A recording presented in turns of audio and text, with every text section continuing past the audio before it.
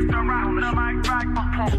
Seeking a place where you're free, and I got what it takes to round the mic right. Still watch what you say out your mouth, cause 50 shots still turn the clock out. I'm Mr. Hood when I'm traveling. Hood when I'm traveling. Hood when I'm traveling. Hood when I'm traveling. Get that when I'm traveling. Six pack wood when I'm traveling. Hood when I'm traveling. Hood when I'm traveling. Hood when I'm traveling. Hood when I'm traveling. Get that when I'm traveling. Six pack wood when I'm traveling. Seeking a place where you're free, and I got what it takes to round the mic right. Seeking a place where you're free, and I got what it takes to round the mic right. Seeking a place where you're free, and I got what it takes to round the mic right. Still watch what you say out your mouth, cause 50 shots still turn the clock out. I'm Mr. Hood when I'm traveling. Hood when I'm traveling. Hood when I'm traveling. Hood when I'm traveling. Get that when I'm traveling. Six pack wood when I'm traveling. Hood when I'm traveling. Hood when I'm traveling. Hood when I'm traveling. Hood when I'm traveling. Get that when I'm traveling. Six pack wood when I'm traveling. Hood when I'm traveling. Hood when I'm traveling. Hood when I'm traveling. Get that when I'm traveling. Six pack wood when I'm traveling. Hood when I'm traveling. Hood when I'm traveling. Hood when I'm traveling. Hood when I'm traveling. Get that when I'm traveling. Six pack wood when I'm traveling. Seeking a place where you're free, and I got what it takes to round the mic right. Seeking a place where you're free, and I got what it takes to round the mic right. Seeking a place where you're free, and I got what it takes to round the mic right. Still watch what you say out your mouth, cause 50 shots still turn the clock out. I'm Mr. Hood when I'm traveling. Hood when I'm traveling. Hood when I'm traveling.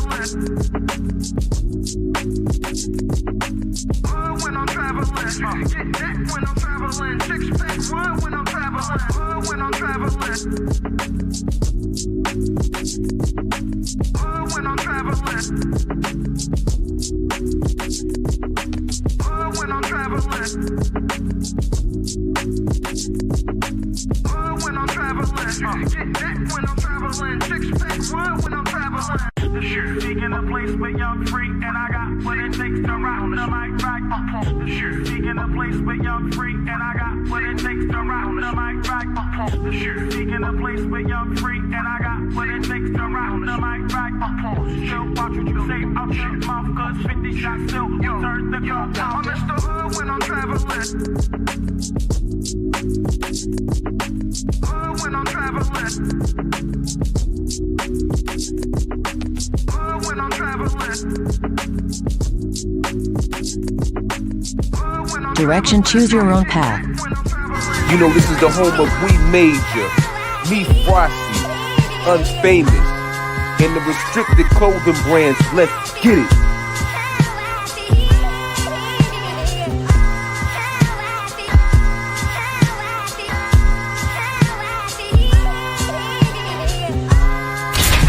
The message is always in the cloth, the colors, the designs, the fit. Basic. Pay attention, stay alert, and remember, choose your own path. Direction, choose your own path. Don't just wear anything. Wear garments that mean something. We got hats. We got sweatshirts. We got jackets.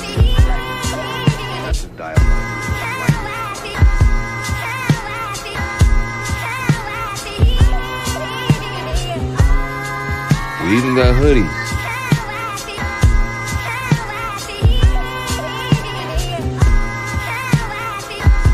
Let's not forget our classic tees.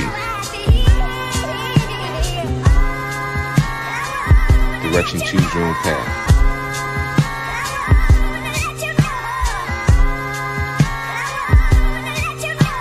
The message is always in the cloth, the colors, the designs, the fit. Basic. Pay attention. Stay alert. And remember, choose your own path.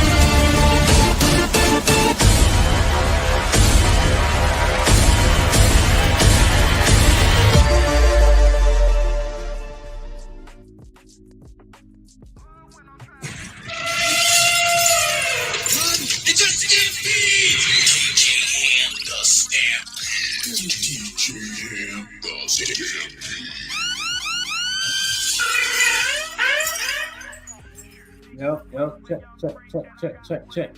Like, share, subscribe, tell a friend, hit that like button right now if you can. That helps the channel the most. What's poppin'? Salute. I know I just put this up, but I might be a little bit busy tomorrow, feel me? So I wanted to make sure we got something in for sure, man. What's goody, man? Put a one in the chat if you're doing all right. Hit the like button, man. If you can, that helps the channel the most, man. Salute to everybody in the building so far. I'm about to get it popping, man. Let's see what's up. Salute. Let's see. Okay. All right, bet. Yeah, man. What's goody? Salute. Let me see who in the building real quick, man. I like it. Miss Jilly in the clouds, nigga, say what's up to Miss Jilly. Man, what's poppin'? Good to see you. Daniel Phillips, what up, my brother? Always in the gym putting in work. Trey, what up, kid? Good to see you. Ashe in the building. Salute. Here for the tea, you already. Wow. I like it. I want it. Keep grinding. You heard? Make sure y'all go subscribe to Here for the tea. Child listen, podcast and all that. Somebody please drop the link in the chat. We grinding in the evenings and all that. I think I appreciate the hard work, man. CC, what's shaking? Good to see you. As always, since you always holding me down, man. Hey, you all ready? Yep, James, what's shaking, my nigga? Good to see you. Young OG in the building. Nightbot behaving, that's good. Some dude, I'm glad you definitely didn't crash. Be safe on I-95. Music Man, what up? Good to see you, my brother. D Majesty, of course, man. I like it, man. Stop, I say, what's good, kid? Good to see you in the daytime, like I used to see you in the evening stream. Miss Valerie coming through. Sleeping Miss Valerie Smith in the building with the 20 ball. She says, hello, everyone. Family, first and foremost. Miss Val, thank you for the comments on the videos as well, because that definitely helps us and pushes us in the algorithm. So I humbly appreciate it, man. Thank you, Miss Valerie Smith, for the first 20 ball of the day.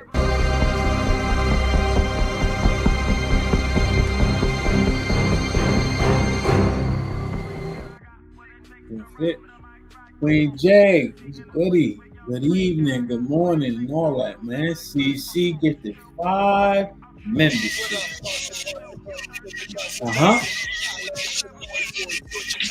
Salute to CC once again for gifting the 5 memberships, man. Whoever got blessed with one, welcome to the family, Cuzzo, and please name him. No, man, we're shaking, man. Good to see you. Hope all is well, man. Salute to the family, salute to the kids, salute to the wifey and all that, man. Be safe out here, man. Salute to Angry Snowman in the building, man. Yasmin, what's poppin'? Good to see you. I like it, man. They knows. Oh yeah, we got blessed. Karma got blessed. They know the right got blessed. I like it. Mr. Thompson, what up? Be nice, was goody. I'm glad. I like to see the ones, man. Salute. Homeboy, Shalom. You know what I mean? Brother homeboy, be the same, consistent and honest and true. And what's the word I'm looking for? Real energy, man. Salute the homeboy. He ain't never doing too much. He minding his own, but he ain't afraid to speak his piece. You know what I'm saying? One thing I like about homeboy, if he disagree, he disagree. If he don't, he don't. If it's some new shit that he hears and it's better than the shit that he thought, he willing to change it. He ain't worried about no titles. He ain't worried about what you call him. You try to call him red pill, simp this, blue pill. He don't give a fuck about none of that shit. He's looking for information that makes the most sense, man. I hope everybody else can adopt that ideology too. Jonathan, what up, kid? Good to see you, man. Thank you for holding out in the Discord today. I think the conversation regarding loyalty was dope, and I think we got to bring that to YouTube. Maybe even today. If I do stream tomorrow, maybe like quickly, you know what I'm saying? But I think that was a dope combo. Tommy, what up, though? I didn't see Tommy in the court today. He must be working at home and shit. It's popping, though. Good to see you as always, my brother. My mic ain't working. Doing a lot of talking. Damn. Check. Y'all can hear me out there. Bravo Tech. OG Bravo Tech in the building. He said, I'm here, support. Salute. Are we good? We good. Fifi, what's popping? Cali Bev in the building, putting in work. Impressive. What up? I like it, man. Y'all can hear me though, at least what I was saying. Wind chime, salute. My brother Bino in the building, of course. Asia, what's popping? My brother J Will, CJ, you all ready? Free zone, what up, kid? Okay, I'm good now. I'm good. Check. I like it. Big Mufasa in the building. Salute. AJ, what up? Yeah, man. I like it. AJ in the building, man. Yeah, AJ met. I was DJing this shit, man. He bought me a shot, then I bought him a shot. We both went home and probably had a hangover, man. Salute. James, yo, appreciate you, man. Salute the Q Butter, man. The humble nature to come through and just chop it for however long we needed to. And I hope that everybody gained something out of it. I know I certainly did, but I appreciate the love, man. No question, you know? Marcus, what up? Salute. Wind chime, I got you. Okay, we got Miss Val E-Dub in the building. What's popping? My brother Quan was good. There he is. He knows in the building. I think I fixed it now. I should be good on the mic and all that. You know what I'm saying? I'm good. Okay, it sounds muffled now. Okay, I'm good now, right? Shell was popping. Eula's sister was popping. Okay, I'm good now, right? All right, good. My fault. I hope y'all heard what I was saying about homeboy and his disposition, but I'll say it again just for the people in the back, just in case they couldn't hear me. Homeboy don't give a damn about none of the labels. You know what I'm saying? What you call them, simp, red picker. He don't care about none of that shit. He care about the information that he can apply that makes the most sense. He ain't worried about being titled. He ain't worried about who gonna turn on him. He ain't worried about none of that shit. He just say, this makes a whole lot of sense, I'm gonna apply it. This makes less sense, I'm gonna throw it away. And I wish that we all can adopt that ideology, man. So salute the homeboy Blaze. You feel me? I think it's better like that. I think you learn this shit, you know? So there's a couple of things that I wanted to discuss, man, from the shows that we watched when we had the show. when I was asking the ladies about, how they really feel about the things that they've heard, man. Bino in the building, salute. And I was kind of asking them like, yo, why is it never any of us on the panel? But the truth is, we are those people. We are those people that we see, that we talking about, that we say, exude the bad behavior. We are those people. So I asked this question in the Discord. I said, how difficult are you? Jones in, what up? How difficult are you actually in a relationship? If we keep it tall, if we keep it all the way 100, man. When we listen to the stereotypes and the behaviors that nobody likes, do you exude said behaviors? And we saw a decent amount of that in real time, which is fine, right? We judge ourselves based on our intentions. We judge each other. We judge others based on their actions, though, right? So if she have sex with a bunch of women, or excuse me, if she have sex with a bunch of men, let's say 10 men, right? She gonna get called out her name. But the same girl who calling her out her name because she had quote unquote relationships with 10 men that she had sex with, she don't have to wear the jacket. You know what I'm saying? Like we our intentions matter, right? But for others, only their actions matter. It's just interesting to me. So I pick myself, right? How difficult am I? The truth is, I don't really forgive that easily. If I want to talk about something, I'm going to talk about it until I'm done talking about it. But think about when you're trying to work with a person, right? You're trying to figure things out together. What happens? If things don't get done in a timely fashion based on the clock that I set, then I just go do it myself. But how does that work out for people that are trying to support you? Right? Because you have to make things in a way in which people can be successful. But if everything I predicate on good or bad based on how I see it, how successful can others be? Right? Imagine not being able to forgive, not forgetting, not letting things go when you're in a relationship for the long term. How difficult does that make me in a relationship? I would say rather difficult. Because we know there's a lot of shit that people dealing with on a day in and day out basis. So I just wonder how much of these behaviors that we complain about do we have to actually accept? Put a 1 in the chat if you think you were just an easy person. Like you genuinely think you just an easy person to get along with. Right? Water roll off your back like a duck and all that. You don't take things personal. You're able to forgive and forget. Like what y'all think? Put a 1 in the chat if you were just an easy person. I'm just interested to see what y'all think, man. All your wants, your likes, your dislikes, what you willing to put up with, the things that you don't do well. Are you just an easy person? You let shit roll. You ain't bothered by too much. You say you're an easy person. Okay. So we got a decent amount of 1s, man. Hopefully we can hit the link. We're going to talk about it, Tell me, yeah, the whole grudges thing is real, man. If you had one thing to work on in the chat, what would it be? Just put one word. One word. I want to see if y'all can surmise the one thing that you could work on. I'm going to read them out loud too. What's one thing that you think you could work on? I'm just interested.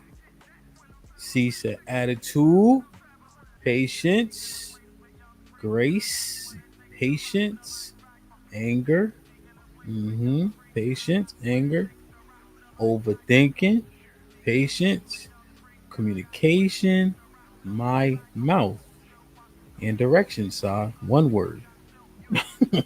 Salute to my sister side in the building, man. Tolerance. 3 words from my sister Miss Parker. Okay, so following directions, definitely need to go on that list. Attitude, resentment. Rock solid. What up, kid? Procrastination, dismissive, 2 words from G, eating habits.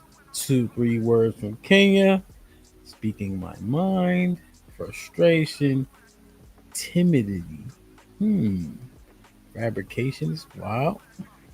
2 words from Mercedes, effective communication, defiant, dominance, strength, distrust. Break down strength for me. Does that mean you like bullheaded and stubborn? What does strength mean exactly? Now, if I correlate the ones, the people that say they aren't too much, with the things they have to work on, will it pan out? Maybe overeating, I guess, but that would also lend itself to lack discipline or lack thereof. In a relationship, I get one. In Rebecca disposition, I can see it. But overthinking when you're trying to process things with another person, right? That leads to second guessing, right? And then by proxy, second guessing others, you know? And then what happens? I would find that to be a little bit burdensome and difficult. Not to say that these ones aren't accurate, but I just wonder if we're a one just like we think we are. Like Onikasu, a person who's resentful by just by nature that can't be a one, good brother. Like it just be difficult, right? Because a resentful person that can manifest in so many ways, you know. I forgot what Missy said. I think it was something very pretty standard. Let me see. Yeah, forgiveness. Nicholas said not giving a damn yet. In a relationship, that's a thing. That's a thing. That's a thing for sure. Not giving a damn, you know, I think that's correlated to care. Anxiety, I could see how that could be really, really, really detrimental, man. Right? 'Cause that manifests in a whole bunch of different ways. Zeal. I see. Do you tend to kind of let things slide or acquiesce a bit? I could see that. I like that, Leslie. Chris, what up, my boy? What's poppin'? Forgiveness. Very important. Very important. Very important. Consistency. Very important. Yeah. Yeah. Yeah. That's real, right? And so when we looking at things and we having these arguments and complaints about everything that we dealing with in regards to the other sex, when we look intrinsically, you know, based on the traits that we have to work on, like what's our real assessment, you know, how difficult are you, especially when it comes into these relationships, you know, because you once I change things or make a concerted effort to change, right, I find that my results overall are better, right? So um if I start to let things go, right, not hold on to them so tightly and hold a grudge or whatever the case is, I find that my relationship manifestation within those days in which I'm working on that um feels, and I'm saying feels like we're being more successful day in and day out, you know. Yeah, now Leslie saying along those lines, I like it. Yeah, yeah, yeah, yeah. No, that's real. That's how I hope Cece. I hope that clarifies what he meant by zeal, because Cece was saying, um, how does that, how does that, how is zeal a thing to work on? Yeah, I think so. See, are you saying it'd be hard to work on?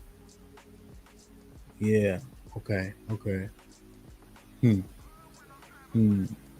You know, I think you have to have a level of put your foot down for relationship to be successful, right? I think everybody has to stand on something.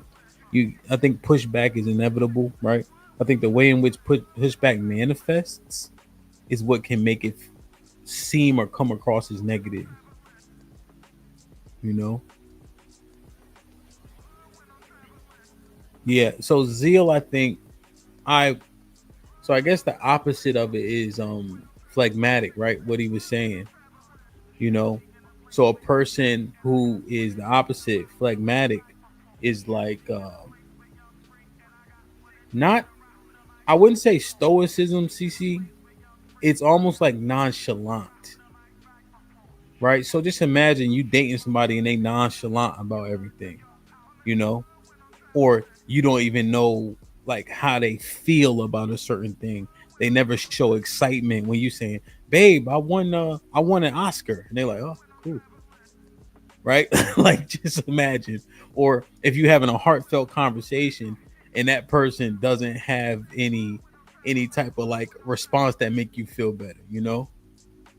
So yeah, Leslie, I like it. I like it. I understand that well. I think that's very very self-aware to say that, right? I really like that one. I really like that one. That's dope. Yeah, I would say apathy. Yeah, I, that's what. Yeah, it's apathetic, but apathetic means they don't care, right? I think phlegmatic, they it seems like they don't care, and I know that's kind of semantics, but I can understand kind of what he's saying, AJ. You know what I'm saying? But it's just interesting, man, to see like how where we go with things. You know, how difficult are we in our relationship? So I'm gonna drop the link, and people want to talk through that. We certainly can. Um, I we've been following the case. Like, share, subscribe, tell a friend, and tell a friend. Hit that like button right now if you can. That helps the channel the most. So we've been following the case, right? Regarding Carmelo Anthony. Did you guys see? And I have to say, alleged the father, that was allegedly. I think it come off as indifferent. Yeah, the father that was allegedly at the track. I don't know, and because we have AI and we have so many people clout chasing, with the internet being so prevalent, it's hard to trust what's what. But I wanted to check the temperature to see what y'all think about how this brother here presents, and we're gonna definitely come back to this. The difficulty, how difficult are you in a relationship? But I think it's important because I think we've been doing a fairly good job of covering this case, that as new information comes out, we kind of touch on it. And I've been seeing a few different posts and all that. So I'm trying to understand what people are saying in their posts. And we have a lot of underlying tension. And there's another story that I'm sure you guys heard about that I would like to share to get you guys' thoughts as we kind of just try to think through what's happening, who's guilty, who's not guilty, the reasons for everything that we're seeing, man. So like, share, subscribe, tell a friend and tell a friend. Hit that like button right now if you can. That helps the channel the most. So this brother that you see on the screen above the two boys, he is alleged to have been at the track meet. He said that his daughters were sitting underneath the tent that Carmelo was also sitting under. But he wasn't under the same tent, but he said he had a watchful eye because his two daughters were under there. And apparently they don't go to that specific school either. But I'll let him speak for himself to see what you guys think, man. Hit the like button, hit the like button, hit the like button. Crazy bad. Everybody trying to get back to their cars or get in, So sorry. It's a parent. Everybody trying to get back to their cars or get. So he opens by saying that Matt P, what up? You must got a new account. I don't even see your wrench. No, but I might have something to do tomorrow, so I wanted to make sure we got something in. Hey T, do me a favor, drop the link to the press conference so we can watch it in real time. Can you drop it in the chat or email it to me? I want to pull that up. So this right here, he's saying it started downpouring like one of those summer showers. You know what I'm saying? So people running under tents. That's what he's kind of saying. It kind of cuts off a little bit, just FYI.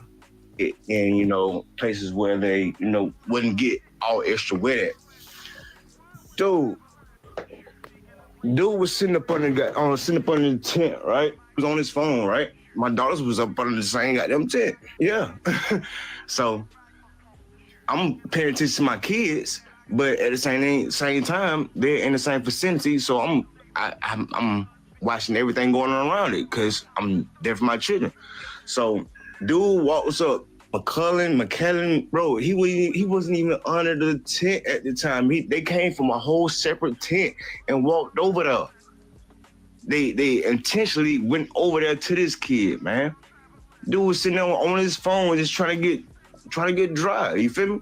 One thing went from another. They grabbed this man and they tried to punch on dude. Dude went in his bag and whatever. They went to try to jump this dude and punch on this dude, man. And he protected himself, dude. That's what happened. Yeah. It wasn't just one. It was both of them, bro. Austin, that dude that got unalive, and his brother physically went over there to intentionally. It's not to the point that he brought a knife. For one, it wasn't on school property. The school is at least 5 to 10 miles away. It was community track meet, bruh. It wasn't a school track meet. So he had the right to have a knife on his person, bro. Now it's probably too late because I'm sure some of you have already went crazy. So a couple things. 5 to 10 miles is kind of a disparity for sure. I don't like how he's giving his testimony. Now also the stadium not being right on the school grounds doesn't mean that stadium doesn't have an allocation, right? So if you have sanctioned events and things of that nature, the stadium was called Memorial, then they changed the name to Kirkendall Stadium, but the school still can have ownership over that stadium, even if it's not right on school property, right? So I'm still breaking that down, but when we did the research together up here, it seems like that is school property essentially, right? The other thing that jumped out to me, and the content creators may have caught it as well, is one, you so vigilant over your daughters, you sitting in a different tent. They run to get under a tent, but they don't run under your tent. Yeah, it's not always on campus. That's what I was trying to say. Thank you, Tommy. Right. But the one thing that really caught my attention, did y'all catch it? Anybody who do content, the verbiage he used, because of how we've been indoctrinated by YouTube, where you can't say Jew, you can't say rape, you can't say any of these words, you can't say abortion, right? When he said unalived, that right there caught my attention, because we talk like that because we trying to stay safe in the algorithm. They do it really well on TikTok. Right? That unalive thing jumped out with me. Am I bugging? Like TikTok, I don't think you can say anything. I gotta ask my wife. I don't think you can say shit on TikTok. But the fact that he said unalived, I'm like, yo, if you just giving a testimony, you're gonna say he got killed, right? But because we've been programmed, motherfucker saying a small hat and all this shit. You talk about the Jews, nigga. Yo, that part, I don't know what y'all think. One in the chat, if that gives y'all a cause for pause, let me know. If I'm reaching, I'm reaching. Okay, so that probably makes sense, So am I bugging? One in the chat if I'm bugging. Two if y'all we on the same page. So wait, did I say wrong? Oh no, one in the chat if I'm on point. My bad. One in the chat if I'm on point. Like it just seems so set up in that way, right? And to be so vigilant, right? And to watch 3 boys of that stature wrestle and fight and shit like that, while your 2 daughters is on the tent, I don't see that.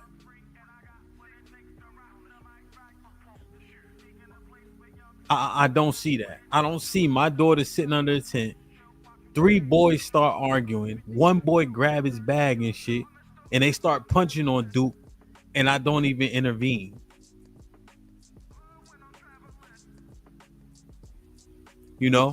So that part gives me cause for pause. I'm just trying to understand, like, the things that jump out to me as a father first and foremost are the things that I question. Yeah, James. He said they jumped them. I'll play it again. It's not long. But as a father, I'm listening for things that don't resonate with me. My 2 daughters under the tent, 3 boys start wrestling and fighting. 1 boy grab his bag, and I don't intervene or at least move my daughters out the way. That doesn't sound like, it doesn't make sense to me. And then the unalive thing, because we so indoctrinated by these algorithms, right? In the midst of giving a testimony, kind of gives me called pause for pause, Yeah. Nah, Ahmad, that's fair too. I'm just listening, feel me? But yo, if you're right, right? And the judge assessed the facts. So to your point, I think that's a great point. It just, when something so serious, I just wish that we would get our thoughts together and convey it clearly and well, And I do it all the time, right? I say, yeah, I mean, I'm saying, feel me? But if I'm doing like my pre-records and things of that nature, I try to organize my thoughts well and convey it correctly because I want that message to kind of permeate, So I tend to stay away from a little bit of the slang and things of that nature when something is uberly important that you want to exist forever, So maybe that's me just kind of projecting as well, right? So let's see. I'll play it one more time. And then T, thank you. I'm gonna pull that up right quick. I'm gonna pull it up and salute the sis for finding this clip and sending it to me. But this is what I came across on Twitter. And they got rained out like crazy bad. Everybody trying to get back to their cars or get in, places where they, wouldn't get all extra wet. Dude was sitting up under the tent, right? He was on his phone, right? My daughters was up under the same goddamn tent. Yeah. So I'm paying attention to my kids, but at the same time, they're in the same vicinity. So I'm watching everything going on around it because I'm there for my children. So dude walks up, McKellen, bro, he wasn't even under the tent at the time. They came from a whole separate tent and walked over there. They intentionally went over there to this kid, man. Dude was sitting there on his phone just trying to get dry. You feel me? One thing went from another. They grabbed this man and they tried to punch on dude. Dude went in his bag and whatever. They went to try to jump this dude and punch on this dude, man. And he protected himself, dude. That's what happened. Yeah. It wasn't just one. It was both of them, bro. Austin, the dude that got unalive, and his brother physically went over there to intentionally. It's not to the point that he brought a knife. For one, it wasn't on school property. The school is at least 5 to 10 miles away. It was community track meet, bro. It wasn't a school track meet. So he had the right to have a knife on his person, bro. Now it's probably too late because I'm sure there's one thing. Sporties is here, right? Sporties is here. So Sporties ran in the Division 1 track, right? So that obviously shows investment. These months, Sporties, are these the months for high school track right now? And I know everybody else can answer. I'm just asking because he actually did that shit for real. Is it March, April? When is track season? It's April, right? For sure.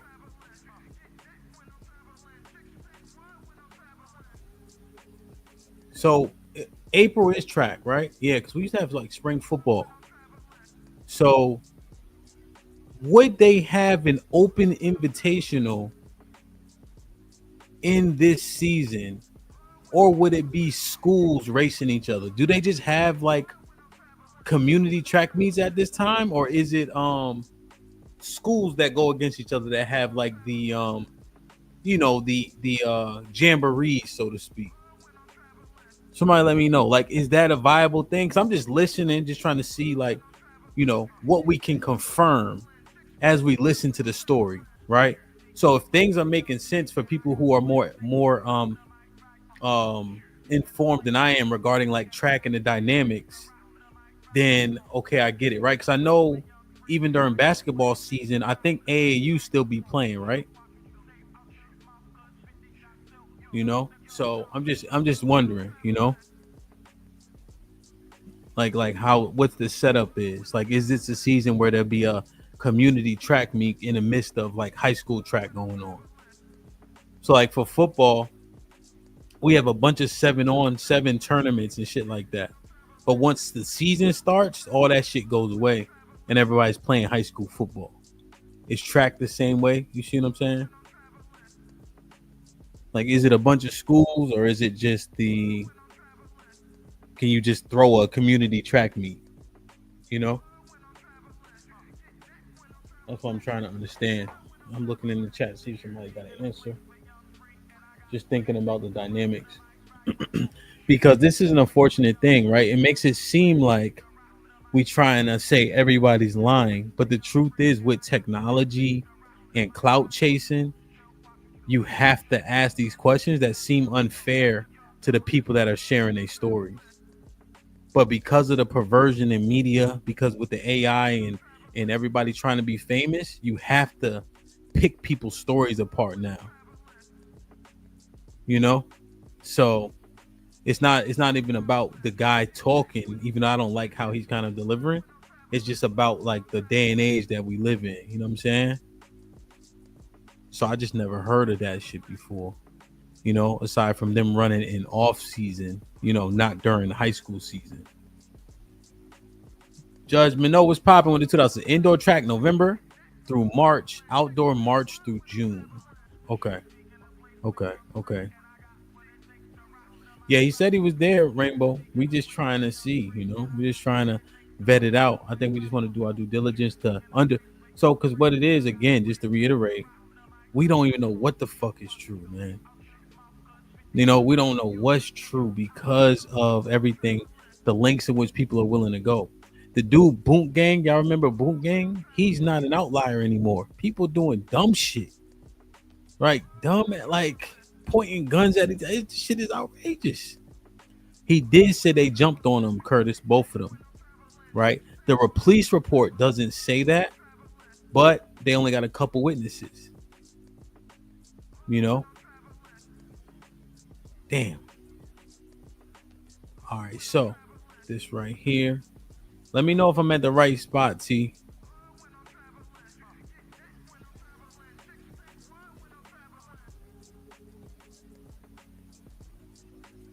So are these his parents right here? These his parents?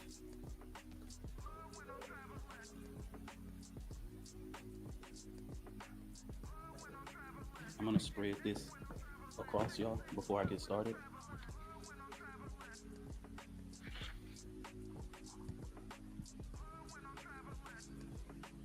Just make sure you let me know if any one of your cameras are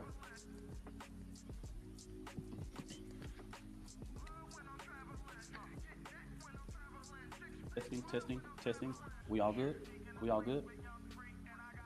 Okay.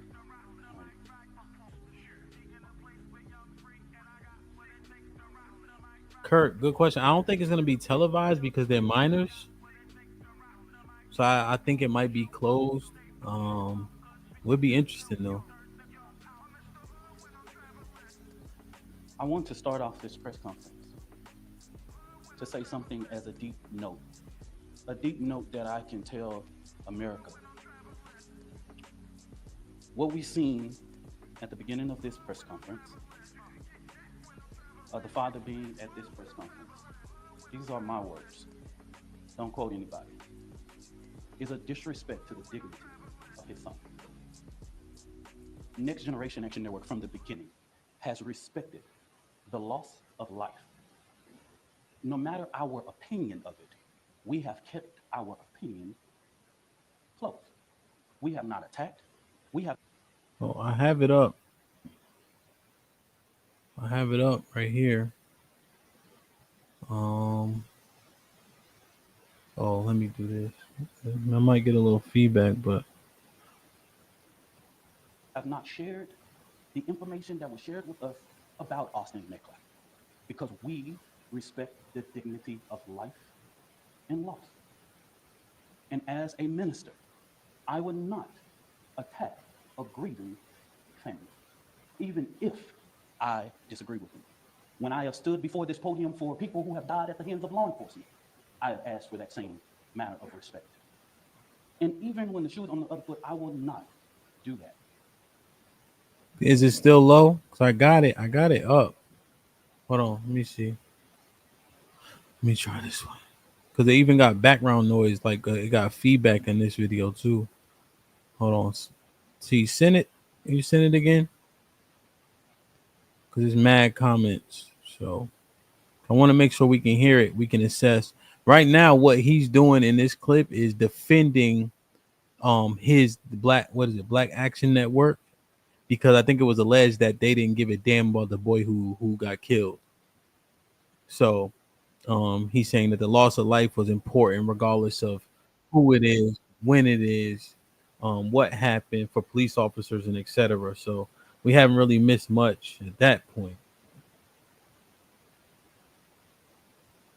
The loss of life, no matter our opinion of it, we have kept our opinion close. We have not attacked. We have not shared the information that was shared with us about Austin Micklef, because we respect the dignity of life and loss. And as a minister, I would not attack a grieving family, even if I disagree with them. When I have stood before this podium for people who have died at the hands of law enforcement, I have asked for that same manner of respect. And even when the shoe is on the other foot, I will not do that.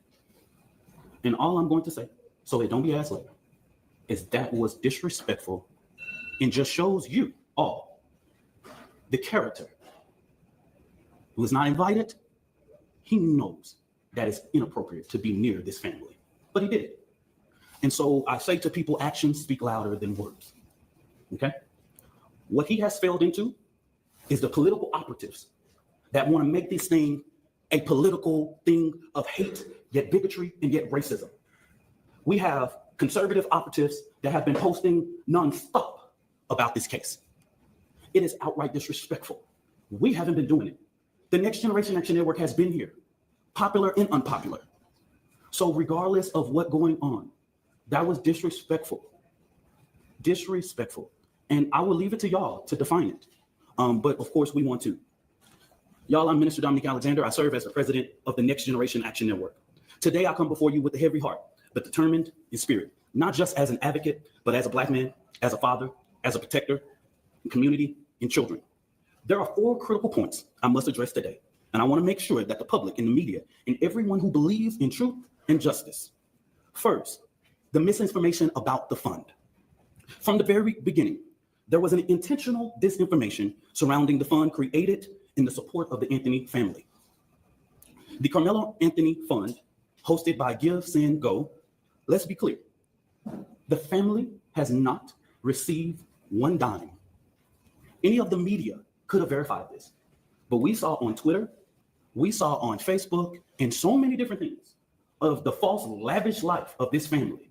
$800,000 home.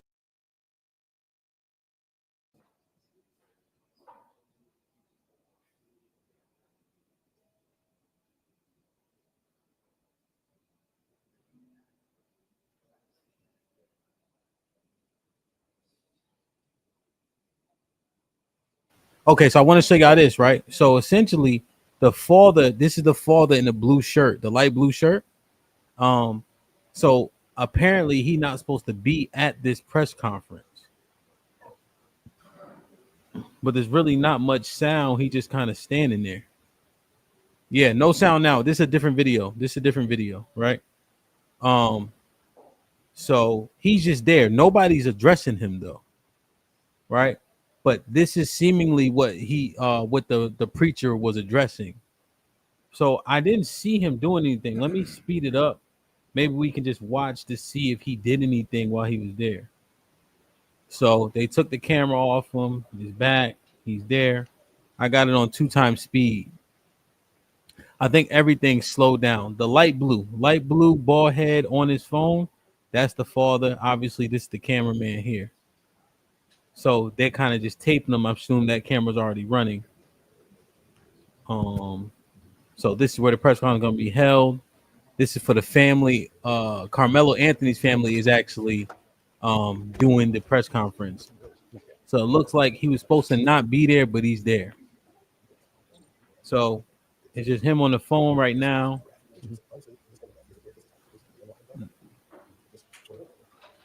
Not seeing anybody talking to him. So he gets addressed here, but there's no. They're not mic'd up. So it looks like somebody gonna woke up on him right here.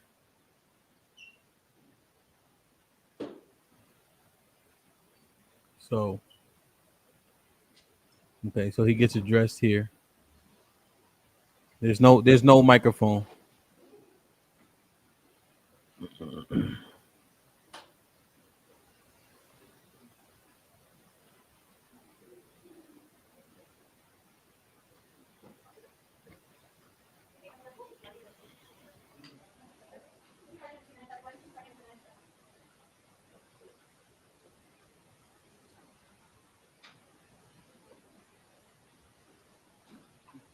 Which I think it is. We can't hear it, so I might as well look at the comments.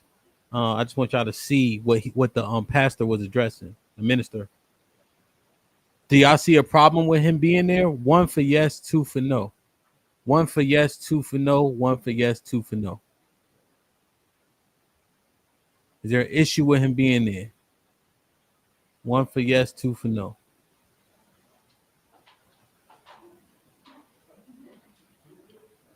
Two, 1, 1, 1, 2, 2, 1, 2, 1, 2, 1, 2, 1. No, Austin Metcalf's father at Rainbow Kid. Okay. It's a little bit. It's more ones than yes.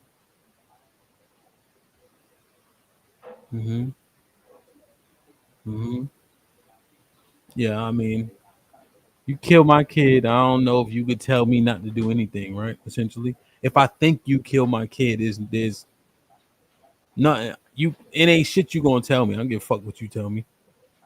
Right, essentially, right. I know they told him not to come. I'm just looking. Yeah, sugar bum. I think that's the notion. Like, you wouldn't want him to be there. But the ones and twos are about even. I think it was a little bit more ones and two. Granny, what up, kid? Okay, so they refused to come out. Tiff is saying it's intimidation. Yeah, okay.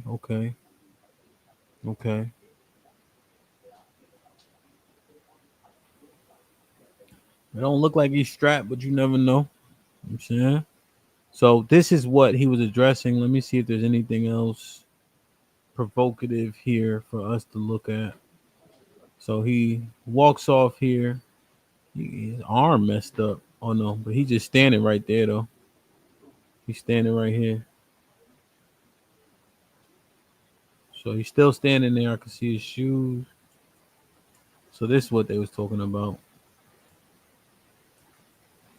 Hello, everyone. We are about to approach and get started in a few minutes.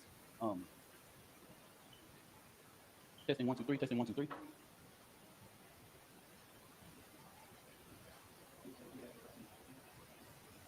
Okay. So they didn't film him while he was being addressed by the police. So real quick, as we get started, so few minutes. So just we are about to approach and get started in a few minutes. Testing 1, 2, 3. Testing 1, 2, 3. Security for the Next Generation Action Network that are here in the building. We have a blended of Dallas Police Department and security for the Next Generation Action Network. Let me make this very clear because I say this unapologetically. The Next Generation Action Network has never played with the safety and security of anything. We don't play those type of games, right? We like to, whenever we're doing a protest or anything, everybody in the media know we don't play when it comes to safety and security. So we're going to ask one time for it, and ask you to slide over just one time. We're not going to ask anybody something twice, okay? I will make sure that the safety of this family is ensured. It won't happen on my watch. I just want you to know so that you can quote it. If we have to ask more than once, just know that's coming at the direction of me. You can quote me on it, all right? So he talking spicy. So they removed him from the press conference. They didn't show him being removed, but they removed him. So it looks like I don't see anything else. Okay. All right. So that's what was being addressed essentially. Home purchase escalate in private security.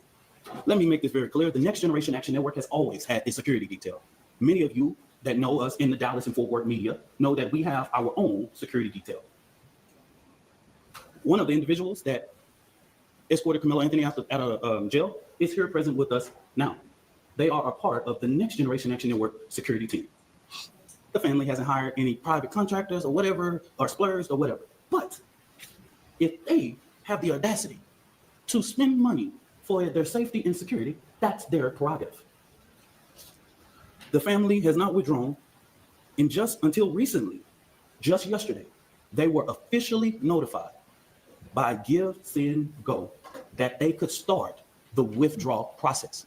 But if anybody know about this process, they know that that takes about 2 to 3 days to withdraw from that and actually hit any account. But this blatant propaganda wasn't just about the fund. It was to discourage the public from giving to the fund. That's what this was about. Because just like TMZ was able to call, Give, Send, Go, everybody in the media, in these news outlets that I've never heard before, could have did the same thing. When I first called Give, Send, Go, they gave me every information that I needed. Okay? So that's what I'm going to say on regards to that. Let me make this very clear. This family never authorized a single fund on the GoFundMe platform. All of the funds that were raised on the GoFundMe were all fraud.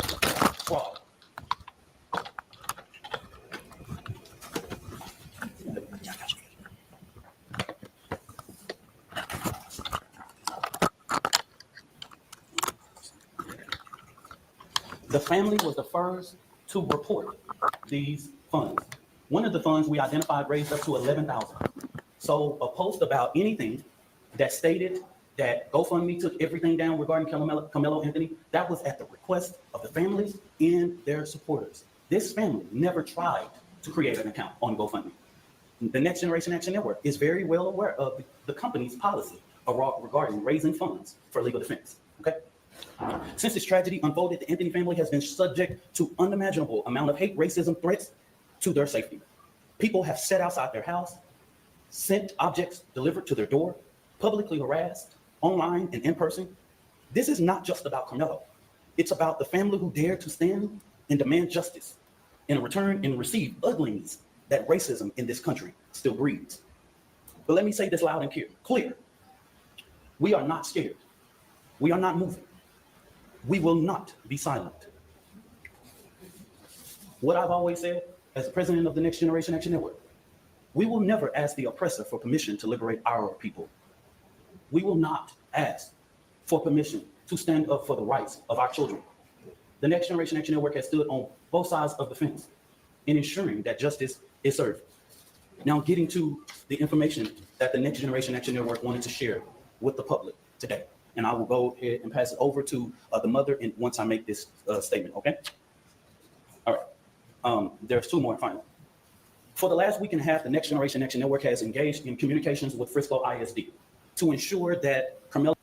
Damn, I don't want y'all to have commercials, but that's kind of how we generate. I apologize, Lee Mitch, bro. Anthony's due process is not violated. We know that in the state of Texas, there are things that are discretionary things and decisions by the leadership of Frisco ISD, right? There are clear guidance in the state and education code regarding expulsion of a student. We have asked several times. We didn't just rush. We have had these conversations over the last several days. And we have stated that it is just outright wrong to get involved in this. Carmelo Anthony doesn't have to walk. He doesn't have to involve in any senior activities. But Carmelo Anthony is a 3.7 GPA student. And if he doesn't even go to class for the remainder of the year, he would graduate, okay? We've asked that Frisco do not make a decision in this situation. But Frisco ISD has notified of their intent to expel Carmelo Anthony from school 1 month before his high school graduation.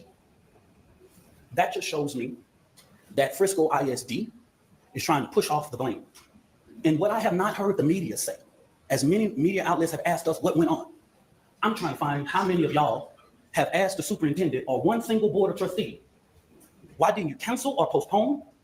With weather in that magnitude, you couldn't have a track meet in rain or thunderstorm or clouds. Y'all are the media. Ask your journalists, your weather journalists, how the weather was that day and that time. Y'all do that research.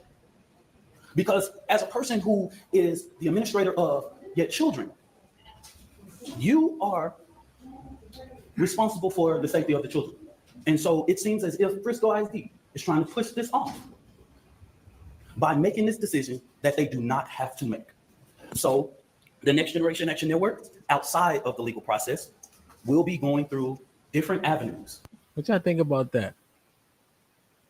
He's saying they should have called off the track meet because it was raining. I don't understand that. When we have events, we've played plenty of football games where you have a 20-minute delay every time you see a piece of lightning. But there's not a bunch of days to just reschedule shit, especially if it was several schools, right? So if there's an invitational, then they have meets on different days and etc. That wouldn't, I don't know why he said that. Very rarely are they rescheduling like high school things unless it's inclement and just, you know. But what this sound is like is they had the tents, and when they're showing the pictures, it's not raining, but it sounded like it was a summer shower. I don't know if I like that presentation of that argument. That I don't know if I like that one. What y'all think? Let me know in the chat. Regarding to ensure that we fight for the rights of Carmelo Anthony. Okay, so in the next coming days, we will be announcing to the public. We will do direct action outside of Frisco ISD administration office because this is outright wrong. You are getting involved in a process that even the legal process has asked us to respect. And we're asking you to do that same thing. You do not have to get involved in this situation. But it seems that even with us going and meeting or having conversations, they have made their mind up. And we want to make sure that the records, that we talk truth to power in regards. I wanted to lay this out to ensure, because of the sensitivity of this case, there are so many moving factors that I have to explain so that this family does not have to explain.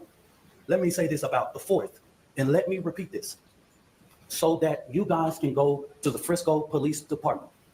The reason why the family or me or anybody with direct knowledge of this cannot talk about the particulars of what happened in that tent, I know you know this is all law, is because if anybody tell you there was an adult near or inside or whatever, this current investigation knows nothing about that.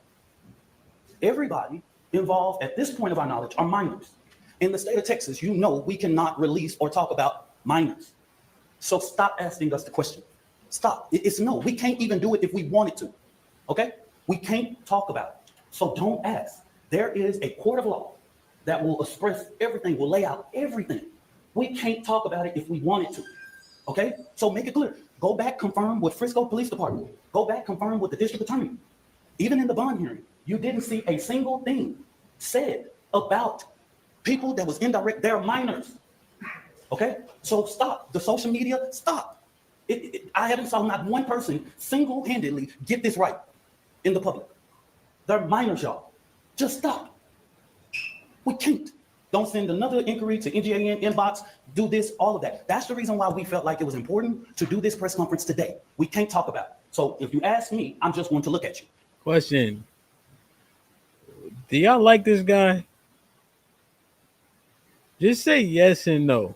1 for yes, 2 for no. Do y'all like this guy? I don't know if I like him. Like, I don't know if I like him, right? Like, even, like, regardless of what side you sit on, pause. Like, do y'all like him? I don't think I like him. Damn, yo. So CJ fuck with him.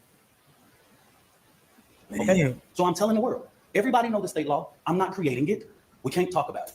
This family can't talk about it. I can't talk about it. Nobody, unless you want to be sued. You release one of those 16-year-olds or 15-year-olds and 17-year-olds name, the law of this land tells you what was going to happen to you. Okay? So don't ask that question. Finally, in regards to this judge, I do not know Judge Angela Tucker.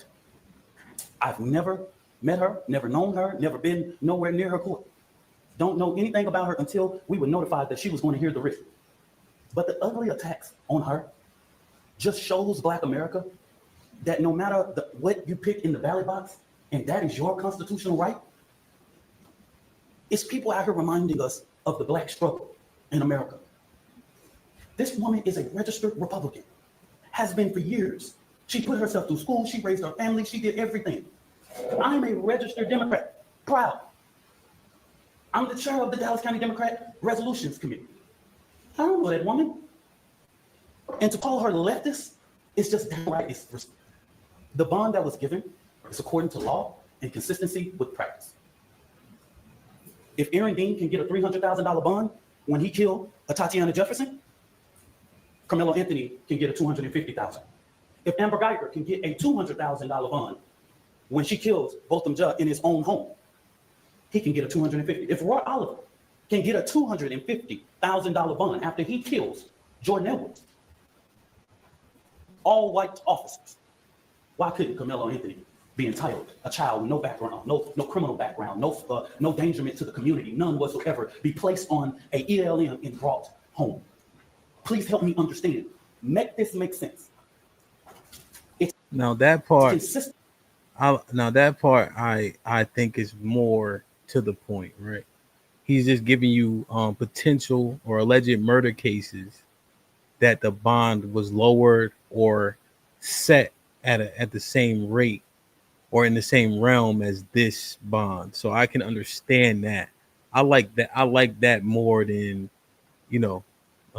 some of the other stuff. Like the weather shit was diabolical. Consistency is consistent with practice. After this, y'all, so that we'll know, this will be our final press conference until this trial. We will not speak to the media again after this, okay? Don't ask for comment, question, or whatever it is. The actions that the Next Generation Action Network take on Frisco ISD will be separate from the legal process because we want to make sure that Carmelo Anthony's due process. This is going to be a jury case. And then let me make this very clear. This is a case that has not even been indicted. So under the guise of Texas law, it's not even really proceeding to a trial yet because it has not even went through a grand jury to be indicted. We don't know if a grand jury will indict or not. We don't know. That's in the district attorney's hands, okay? And their legal team is preparing a packet for those things, and we will not be talking about the legal process regarding this case, okay? So after today, I just want the media to know, and I want the public to know. Hey, I don't care. Now that's a pretty important part, though. So the indictment, they haven't ruled. Now, there's a joke amongst lawyers that say you can indict a ham sandwich, right? The burden to get an indictment is rather low. But he's been charged, but a grand jury could technically go the other way with it still at this point. I think it's unlikely that they will. But there's still an opportunity to deny what he was charged with, essentially. He said this stuff seems to be a little bit more substantive. Care what you say about me. I've been in this thing for 11 years. I am tried, tested, and proven. I'm gonna just say I'm from Oak Cliff. Worser things have been said about me, baby. You ain't got to inbox me. You ain't got to tell me. I am the first person to tell my testimony. I don't have to prove anything to nobody. I am a proven testimony standing here that God, even when you make mistakes, God is not finished with your story. I'm going to bring this mother, Kayla Hayes, and it has taken her a lot of strength, y'all, to come and do this today. And I want you guys to respect her as she reads. Did he say Kayla Hayes? She don't got the same last name? And I want you guys to and do this today. A lot of strength, y'all, to come and do this today. And I want you guys to, Kayla Hayes, and it has taken her a lot of strength, y'all, to come and do this today. And I want you guys to respect her as she reads this and giving her the respect that she deserves, y'all. Good afternoon. My name is Kayla Hayes. I am the mother of Carmelo Anthony. Respect that she deserves, y'all. This, and giving her the respect that she deserves, y'all. Good afternoon. My name is Kayla Hayes. I am the mother of Carmelo Anthony. 3 years ago, my family moved to North Texas, searching for a better life. Like so many other families, we wanted to give our children the future we did not have. My husband worked hard every single day to provide for us, to make sure we're in the best financial position possible. As a stay-at-home mom, I made it my life's mission to ensure our children are loved, nurtured, and supported every step of the way. In wake of this tragic incident, our family has been under attack. Whatever you think what happened between Carmelo and the Metcalf boys, my 3 younger children, my husband, and I didn't do anything to deserve to be threatened, harassed, and lied about. The lies and false accusations that have been said about us, especially over the past week, has been overwhelming. The lies and their amplification put my family in danger, as well as everyone in our community, everyone involved in the investigation, from the police, the attorneys, and the court staff. Our address and my husband's previous employer's address has been put on all social media platforms. My husband had to take a leave of absence because he's afraid what may happen to our family. His mental health is deteriorating day by day. We have endured death threats. My 13-year-old daughter is afraid to sleep in her own bedroom because she's fearful of what might happen to her. And let me be clear, the claims that were used about the public donation to buy a home or anything else are completely false. We have not received a single dime from the Give, Send, Go fundraiser. And the co-founder has stated that clearly. In the reality, we were just notified yesterday that we could begin to withdraw funds. And it still takes several days to receive those funds once a request is made. I don't know why we are being targeted and discriminated against before a fair trial. Our son deserves the same rights under the law that everyone is afforded to. He's been raised in a 2-parent home with structure, stability, love, and we put God first in everything that we do. We believe in the Constitution. We believe in the laws of this state, but those laws must apply to all of us, not just some of us. To be clear, we will not speak publicly about specific details of what happened under the tent on that rainy and awful day. There's an active investigation that everyone involved wants to be full and fair. We believe in the legal process, and that is where the truth will come out. To the family who experienced the loss, my heart truly goes out to you. To those who have supported my family, thank you from the bottom of our hearts. We ask for your continued support, patience, and prayers as we navigate this difficult process. Thank you. Y'all, I'm going to show something of a post. You come for me, I come for you. Sarah Fields. Never heard of this woman. This is the kind of despicable things that led to the father being here. Political operatives motivating this family with hate. Carmelo Anthony posted on something that shows, posted here. These are the type of lies that are threatening this family. Posting the family's picture. These are the type of lies. She's getting millions of views on this. Sarah, she's even came after me. She's even said all of those things. And now that the public knows exactly what is going on, I ask, because these racist bigots try to prevent us from standing up for our baby, our boy, He should be afforded the same rights that Kyle Rittenhouse had, Daniel Penna, and all of the people who have claimed whatever their defense was. He should be afforded the same right. Nobody in the public media has one video camera, but we got the video of Kyle Rittenhouse with an AK-47 shooting 3 people in the back. We got that. And he raised more than $2 million publicly, and nobody says anything. So since they tried to come for us, I call for the community's overwhelming support for this fund. The disinformation that was put out was literally deliberate to prevent you from helping this family. And I want you to give overwhelming support to show them the community united can never be divided. And I'm gonna say this again, and this is for everybody. Black people in America, while the current occupant sits at 1600 Pennsylvania, Black people in America don't have to pull the race card. It's what we live as a reality every day. It's what we have to teach our children. We don't want to, but we have to.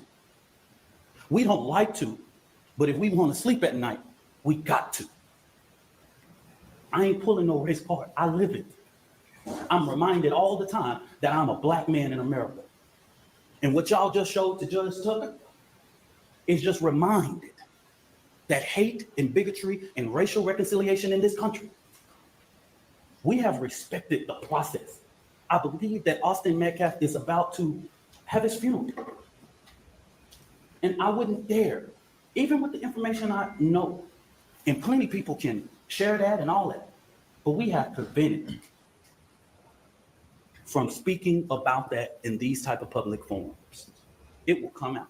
They have a more than well-capable attorney, and this family will go through a process of being able to get prepared for this trial. So I just say this real quick. This is our final time speaking to public and holding a press conference regarding this particular case. Now, the Next Generation Action Network will talk about Frisco ISD, but we will not do this. I will not ask this mother to do this again. The attorney will not. We won't do this again. Don't ask. We will see you at trial. Whatever venue that is, we will see you there. I stand 10 toes down supporting this family. And I want to thank all of the community leaders and people that I have seen that have came here today. Bishops and pastors and clergy, community leaders with respectability in this community. I see them today. And I want to thank them for their presence because this family needs strength right now. Thank you and God bless you. Yo, this dad, bro. This dad is getting on my nerve, B. This dad, I don't like this shit. And then I'm trying to figure out, like, we didn't know who the dad was and all that. You know what I mean? And then I look at this clip. Y'all remember when he was actually led out of jail? Hold on, T. Yo, this right here. Hold on. Let me show y'all. It's him again. It's the dude from the Action Network. And I'm like, yo, if I'm getting my son out of the, yo, I'm front and center. I'm leading my son to the car. But he like allowing everything to be staged. To bring you some breaking news here at 4:30, in case you're just now joining us. KARMELO Anthony, the teenage suspect in that. So look at Duke right here, right? This the dude that was just talking. Nah, I know, Lala. That's what I'm saying. His dad. Wait. Hold on. Wait. You saying the dude that was standing there ain't the dad? Hell no. That was the dad. Tony, what up? Deadly Frisco stabbing at the track meet. Just walked out of the Collin County Jail minutes ago. Today, a Collin County judge reduced the bond for the 17-year-old from $1 million down to $250,000. I'm just saying, the father ain't in none of these pictures. He not leading them out or none of that. The dad is the one hugging the wife, right?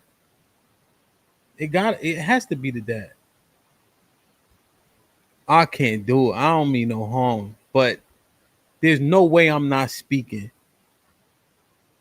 There's no way I'm sitting back there nodding my head and all that. There's no way I'm not doing that. There's no way I'm bonding my son out off of 250K and I'm not leading him out the courthouse, leading him out the jailhouse. The father not saying anything, just nodding his head, leaning on his wife. I get it. Comfort her, no question. But that's bullshit, though. That's bullshit. Give a fuck what y'all talking about. That's some fugazi, soft shit that don't make any sense to me. Now, I get it. They want the mom to pull on the heartstrings. We understand that, right? Motherfuckers to donate when they see tears of a mother. You know what I'm saying? We get that 100%. Both of the kids is getting wild donations. I understand like what makes sense in terms of marketing, but I'll be goddamn as a father. I'm letting that nigga that say worser speak for me. Fuck out of here, my nigga. That don't make no sense. That don't make any sense. Come on, man. That be the problem in itself. That come on. Not worser. And I don't get the microphone? Shit me. Come on, man. That's ridiculous, bro. That make us look weak. You know what I'm saying? They father there. He ain't supposed to be there. Like, come on, man. No, I don't get it. I don't get it. That's forbid. I don't like it at all, man. Right? I disagree with that father wholeheartedly, you know. And I'm not saying everybody's a spokesperson, everybody prepared, but you got to get prepared. You got to get prepared. She yelling, screaming, fussing, and crying. She the authority now. Right? And I think y'all need to understand these things, right? All the correlations get brought to the front of the congregation. Right? Because what do they say? Like, so for instance, with the Metcalf brothers, I seen people saying, oh shit, they divorced. The two twins live in a single mother-led home. Look at their actions. Look how they don't listen. Right? Did y'all see that rhetoric come out? Because they with their mom and not their dad, predominantly. Now, the mom standing in front. Oh shit, who disciplining this little boy? Why he got an AK-47? Why he got his middle finger up with a lighter? Who raising him? Who teaching them discipline? They're gonna question everything at these trials. I'm sorry, I just wouldn't want to exude that, right? While my son is going on trial for murder, and I'm sitting back with nothing to say. That's not what I would want to portray. That's not what I would want the perception to be. Something this dire, I have nothing to say. I don't lead them out the courthouse. I think I've done my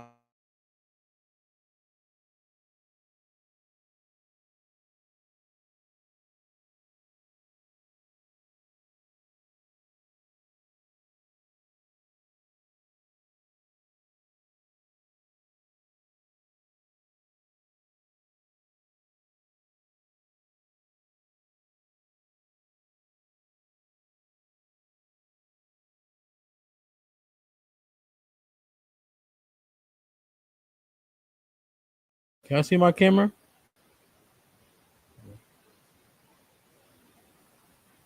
There you go. I don't know. I'm good now. Check. I'm good.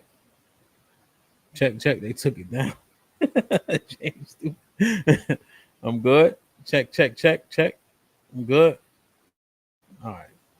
Like, share, subscribe, tell a friend, and tell a friend. Hit that like button right now if you can. That helps the channel the most. How you do anything is how you do everything, man. They're gonna question the integrity of this boy's discipline, who he was actually, and everything's going to matter, right? Everybody has the same statistic that you guys hear about day in and day out about how single mother-led homes lead us to destruction, and it's gonna be no different when she's leading the conference. I think we need to think strategy when we're talking about these things, not just with our emotions. So if you are on Carmelo Anthony's side, for you to be that obtuse to not see that this matters in terms of perception, that's utterly ridiculous. Come on, man. Don't be foolish. Missy T was popping. Good to see you, as always. Appreciate you. Funny boy says, damn, Judgment over the 2000. Oh, okay, I read that one. Here for the T with the. Keep on glitching. It might be a StreamYard thing. Here for the T with the $5. It's giving. Let me address the comments in the chat while on a panel. Billy Goat with the $2. Bootleg Ben Crump. Ben Crump is actually an attorney, though, at least. Judgment O with the $2 says, there's a rap song about this case. It's so crazy. You said it was AI, right? Maybe I listened to it. Yo, Red Pill Ranger was good. And Red Pill live out there that way, too. With the $10 says, why ain't nobody talking about the black 17-year-old that shot 4 kids, black kids in Dallas, claiming his life was threatened? Oh, because the race car can't be pulled. He can be a victim or a hero, too? Laugh out loud. I just pulled it up too when I see you said that. Jonathan with the $5 says, babe, lipstick, you better put some lip gloss on when you go in front of the camera. That's crazy. Sean with the $5, what's popping? Sean says, bullying has consequences. Keep your hands to yourself. Brett Dre on the ground with the $2 says, the dad was there to intimidate, just like his son. Oh, you're talking about the white dad. Billy Go Gruff with the $2 says, why the F is he bringing Trump into this shit? I don't know, man. He be making up. So it's a lot of shit going on, man. Let me hold on. I had something else I want to show y'all, and I'm gonna drop the link for sure.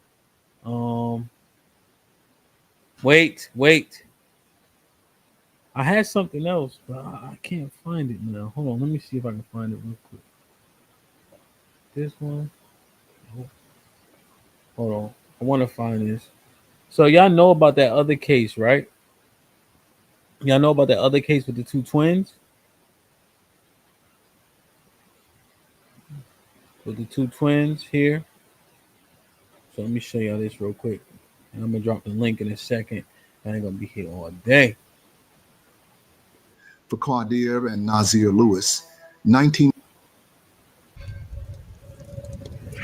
In the shadows of sundown towns across America, where the sun dips low and darkness looms large, a sinister reality still haunts Black individuals, leading to their sudden disappearance and death.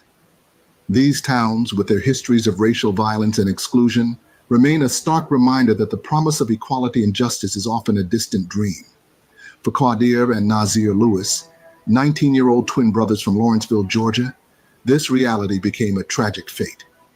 A mystery on Bell Mountain. The bodies of twin brothers found in Towns County near the North Carolina line, 90 miles from their home in Lawrenceville. The tragic deaths of Qadir Malik Lewis and Nazir Rahim Lewis has sent shockwaves through their community and beyond. On March 8, 2025, the brothers were found dead on Bell Mountain by hikers in Hiawassee, Georgia, a town with a notorious history of racial tension.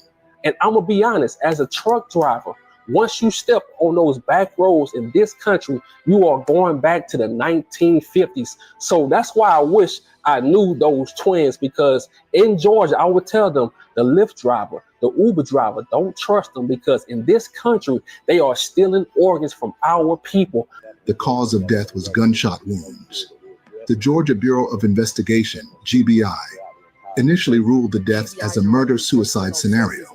But the family of the victim strongly disagrees with the GBI's findings, believing that something more sinister has occurred. And first of all, shout out to the family for not believing what those cops were saying that they did to themselves. And I noticed something. I always see a pattern.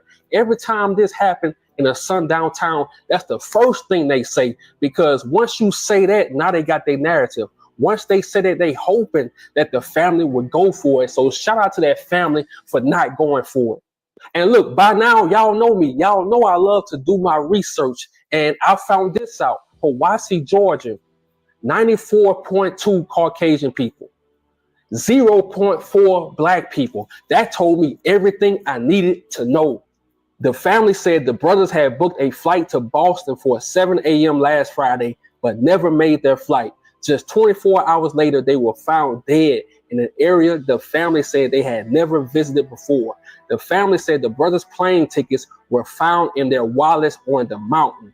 And look, like I was saying earlier, I'm gonna tell y'all what's going on. They took an Uber or a Lyft and they was kidnapped. I made multiple videos that these days people are kidnapping our people. Georgia, it has been uncovered, happens to be one of the active sundown towns in the United States, which apparently rules out every possibility of the sad event as being the product of some accident or self-inflicted harm.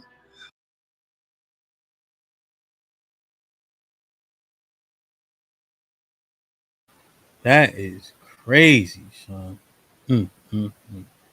Perfect.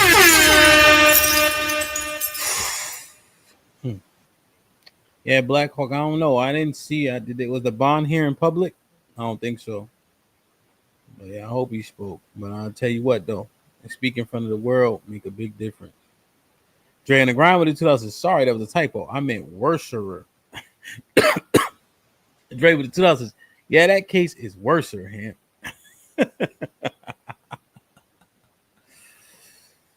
Man, yo, what y'all think, man?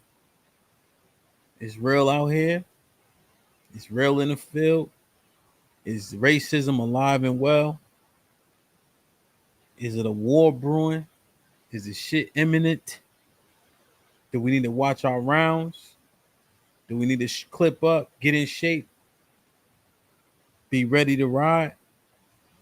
You still got to watch where you at, watch where you going, where you can and can't be, depending on if the sun is up or down. The brothers from North Carolina, yo, you cannot be in those particular places for sure. Damn. Tommy, what's poppin'? What's up, man? Goody. One thing I'm tripping off of is I love how like they love to throw out we emotional. Wouldn't him showing up be emotional? I'm confused because what good is going to come up of him showing up? Now, him showing up, I get it. You know, if that was my son, I'd show up too. Cool. But what good is going to come of him being there? You get what I'm saying? Because everybody see it from that side, but I'm going to be looking at it from my side like, if your fucking son would have left my son alone, we both wouldn't have been in this situation. Let's just keep it G. You get what I'm saying? Like, it is what it is. So just off there, that's a natural conflict right there. He gonna stand his ground, I'm gonna stand my ground. That's a problem right there. You feel what I'm saying? And we literally having conversations about how Carmelo should have de-escalated. He should have did that. Well, isn't that what they're doing by removing him? You're removing a potential problem. So I'm confused on like people's kind of thought process on why did they remove him? What you mean? Okay. Oh, the white dude? Yeah, because it's like, oh, so should we set up for another round of bullshit to go off so then we could have another round of conversations of how black people are emotional or whatever the fuck people like to put narrative out? Like, I'm confused. And then people acting like it can't be intimidating. And it's like, again, you're in a situation where because of what your son did, your family is getting these threats and stuff. And now the father of the boy is there. Like, you know, people can have it, but we know what it is. We know why he was there. We know why he wanted to stand there, etc., etc. You think he was out of bounds? He shouldn't have been there? I'm not gonna say that he was out of bounds. I just know why he was there. You get what I'm saying? Because yeah, his son died and you're gonna act a certain way. I get that. But at the same time, to act like people were wrong for removing him is wild to me. Because again, what good is going to come from him standing there? What, was he going to have questions? What could they answer? Clearly, they wasn't there. So what good was going to come of him even being there any way, shape, or form? You get what I'm saying? Yeah, I mean, I think it would be a father, you lost your son, you probably going insane, right? But then also, I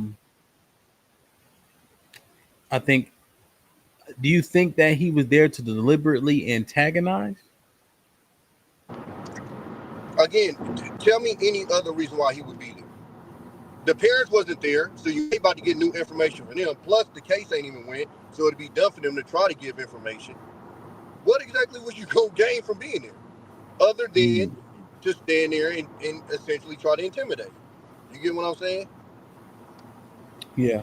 And I guess the escalation, right, if he stays, is slightly imminent, right? Like there's going to be a level of escalation. Even having to get the cops to remove him escalates the environment, right?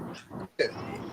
It makes Because the I mean, environment you're right. tense. Even that move, even him having to be in a position to where he has to be removed, even if he doesn't do something, that's going to piss other people off. I guarantee you, going to the comments on social media, and they going to be on fire about the fact that he had to be removed. You get what I'm saying? Mm-hmm. In what way though? What are they gonna be on fire? Like what people gonna be saying? Because the same way in your comments, it was, oh, why did they remove him? Oh, he should have been there. Oh, how can one man intimidate? Like, oh, it's now these are people in your comments. Imagine the people that are off the fringe, the people that are far to the other side, and how they gonna smash for that. You get what I'm saying? Yeah. They're Yeah. gonna take that as, oh, you disrespected him. He should have been there. It's a free country. All of this, yada yada yada. You get what I'm saying? Would you have showed up? You think? I ain't gonna lie. If I was gonna show up, it wouldn't have been to stand there. It'd have been to get active. But I try to stay away from what I should do or what I would do, because everybody says what they would do, but then I can show you evidence of people in that same situation that didn't. And I always bring up Trayvon. Ain't no disrespect to dude, but if you ask 10 out of 10 people on the panel, what would you do if you was the father of Trayvon? All of them would say one thing, but we have physical evidence of somebody in that situation. He didn't take that action. So clearly everybody ain't gonna do that. So I try not to, if I'm, for me, I haven't been in that situation. So yeah, your first thought is, oh, I'm gonna do this, this, and this. But a lot of times you can't 100% say what you're gonna do because you're not in that situation. It sounds good until you're there. Yeah. So you simply saying like you understand why he pulled up. Yeah, I understood why he was there. I'm not gonna sit here and be like, oh, he was wrong. But I'm also not gonna say that the people were wrong for getting him up out of there. You get what I'm saying? So, yeah, because what have we been hearing? Oh, it's about the rules. Oh, you can handle it this way, yada yada yada. So I think common sense will tell you the best course for this situation, for nothing to pop off, would be to remove him. Because again, what is gained with him being there? You're not getting new information. Your son ain't coming back. What's going to be gained? The only thing that you could possibly be there for is to antagonize. And if you antagonize, that can cause a reaction. So why would we even put ourselves in a situation for the situation to even get even more volatile than it already is? Yeah. What do you think are the main reasons why he can't be there? Why he should? Sorry, why they feel or you feel he shouldn't have been there? Okay, so let's go back to what they're saying. Okay. My 6-year-old is scared to sleep in her bed. They're sending stuff to these people's houses. This is all behind this man's son. You get what I'm saying? I must have missed the speech that he came out, because this is what's funny. When we go through stuff, they love getting the family out there and going, hey, y'all, tell them to calm down. Don't do this to the city. Show me the one part where he done went out there and said, hey, y'all, leave this family alone. Let the courts do they. I ain't seen it once. But they sure will put a black person in a press conference and, hey, y'all, don't burn down the city. Tell everybody to calm down. The person that died would not believe in you doing this. We hear that every time some shit happens with us. Where his press conference at to tell these people to chill out? I'll wait. John, what's popping? What's good, man? What's goody? It's rough, man. Emotions are high. I mean, I try to take myself out of this situation and understand that like people are human. So the whole, like, I was in the chat and ain't nobody said why they removing them. I think the reality is we all as men understand, yo, we gonna show up. Now, if we want to antagonize or actually like turn up, yo, I'm gonna show up with 5-10 people. This 55, 60-year-old dude sitting there on his phone, emotional. So we all can, like, take a step back and understand that. But I don't think anybody's saying, why they're removing them. We understand why they're removing them. So to your point, I don't Tommy. think you read the comments. They definitely were saying, why are they removing them? He should be Well, allowed to be there. Well, anybody that's saying that, I would just push back to ask them a couple questions, because the reality is, you're not invited. So two things can be true at the same time, and we recognize that you're emotional. Your son passed, so you're going to show up. You going to make somebody have to have a few words with you, which they did. You know what I mean? So, And John, if this was like a public one, like you're in front of a courthouse and there's a bunch of reporters there, I think that's one thing. This was clearly super private. It was like one camera there, one reporter there. Like this was private. This wasn't like a whole press conference and news stations from all over. Like this wasn't that. You get what I'm saying? Yeah. What's your take on it, John? What's your main frame? What you think? What's your framework on all this? The pastor, the car salesman, he was like all over the place. I can see right through it and understand why he has to talk that way, to paint a narrative, to show favor and to push the narrative forward. Mm-hmm. So I get it, but I can see right through it. It's like even the putting the accountability on the weather. It's like, where did that come from? Like, so all of a sudden we're shifting the blame to the school for having an event and providing ample space and tents so the kids could be under. Now we're saying that it's their fault for not doing more. Anybody who plays sports know that's what happens. So to throw that in there, I'm like, all right, something's off here. But I understand. You got to try to do what you got to do. You know what I mean, for your side. Yeah, I wish he didn't lean so heavy into like the race thing. Even though I still think that it was a race thing, I wish he didn't lean so heavily into it. I wish he leaned more on what we know from public wise, and just lean more into like leave these people alone, let the court process play out, like that type of deal. But when you start leaning into the weather and hey, the grass was green that day, why were they running? Like, it's like, bro, where are you going with it? Now when he explained because that's another thing that people was questioning, was her dropping the bill. When he explained that, he was cooking. I was with him on that one, because that's all I heard when he dropped the bill was, oh, she just did it because he was black, and everybody assumed that she was a Democrat. I'm glad he pointed out she was a Republican. You get what I'm saying? Like, I like the way he pointed that out. But a lot of the stuff that he was saying was unnecessary, and I'm with you, Hamp. Like, when you start dropping worse and stuff like that, that made my stomach like, Nasty work, bro. How do you have a position like that and you out here saying worse, bro? Like, but I like the fact that he established that precedent of the bonds being lowered with several cases. 100%. So that part was solid. A little bit too much filibustering, right? You could say things that you probably would think about maybe retracting. Once you watch it back and say, oh, that didn't really fit.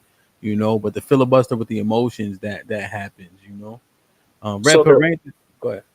So the video that you first played of the dad, I don't know. Something was. Go ahead, Tom. No, go ahead. Let me respond to that, Hamp. Well, hold on. Let John finish, then you can respond to it right away. What are you saying? Yeah, something. I don't know. Like I said, I'm trying to take myself out of it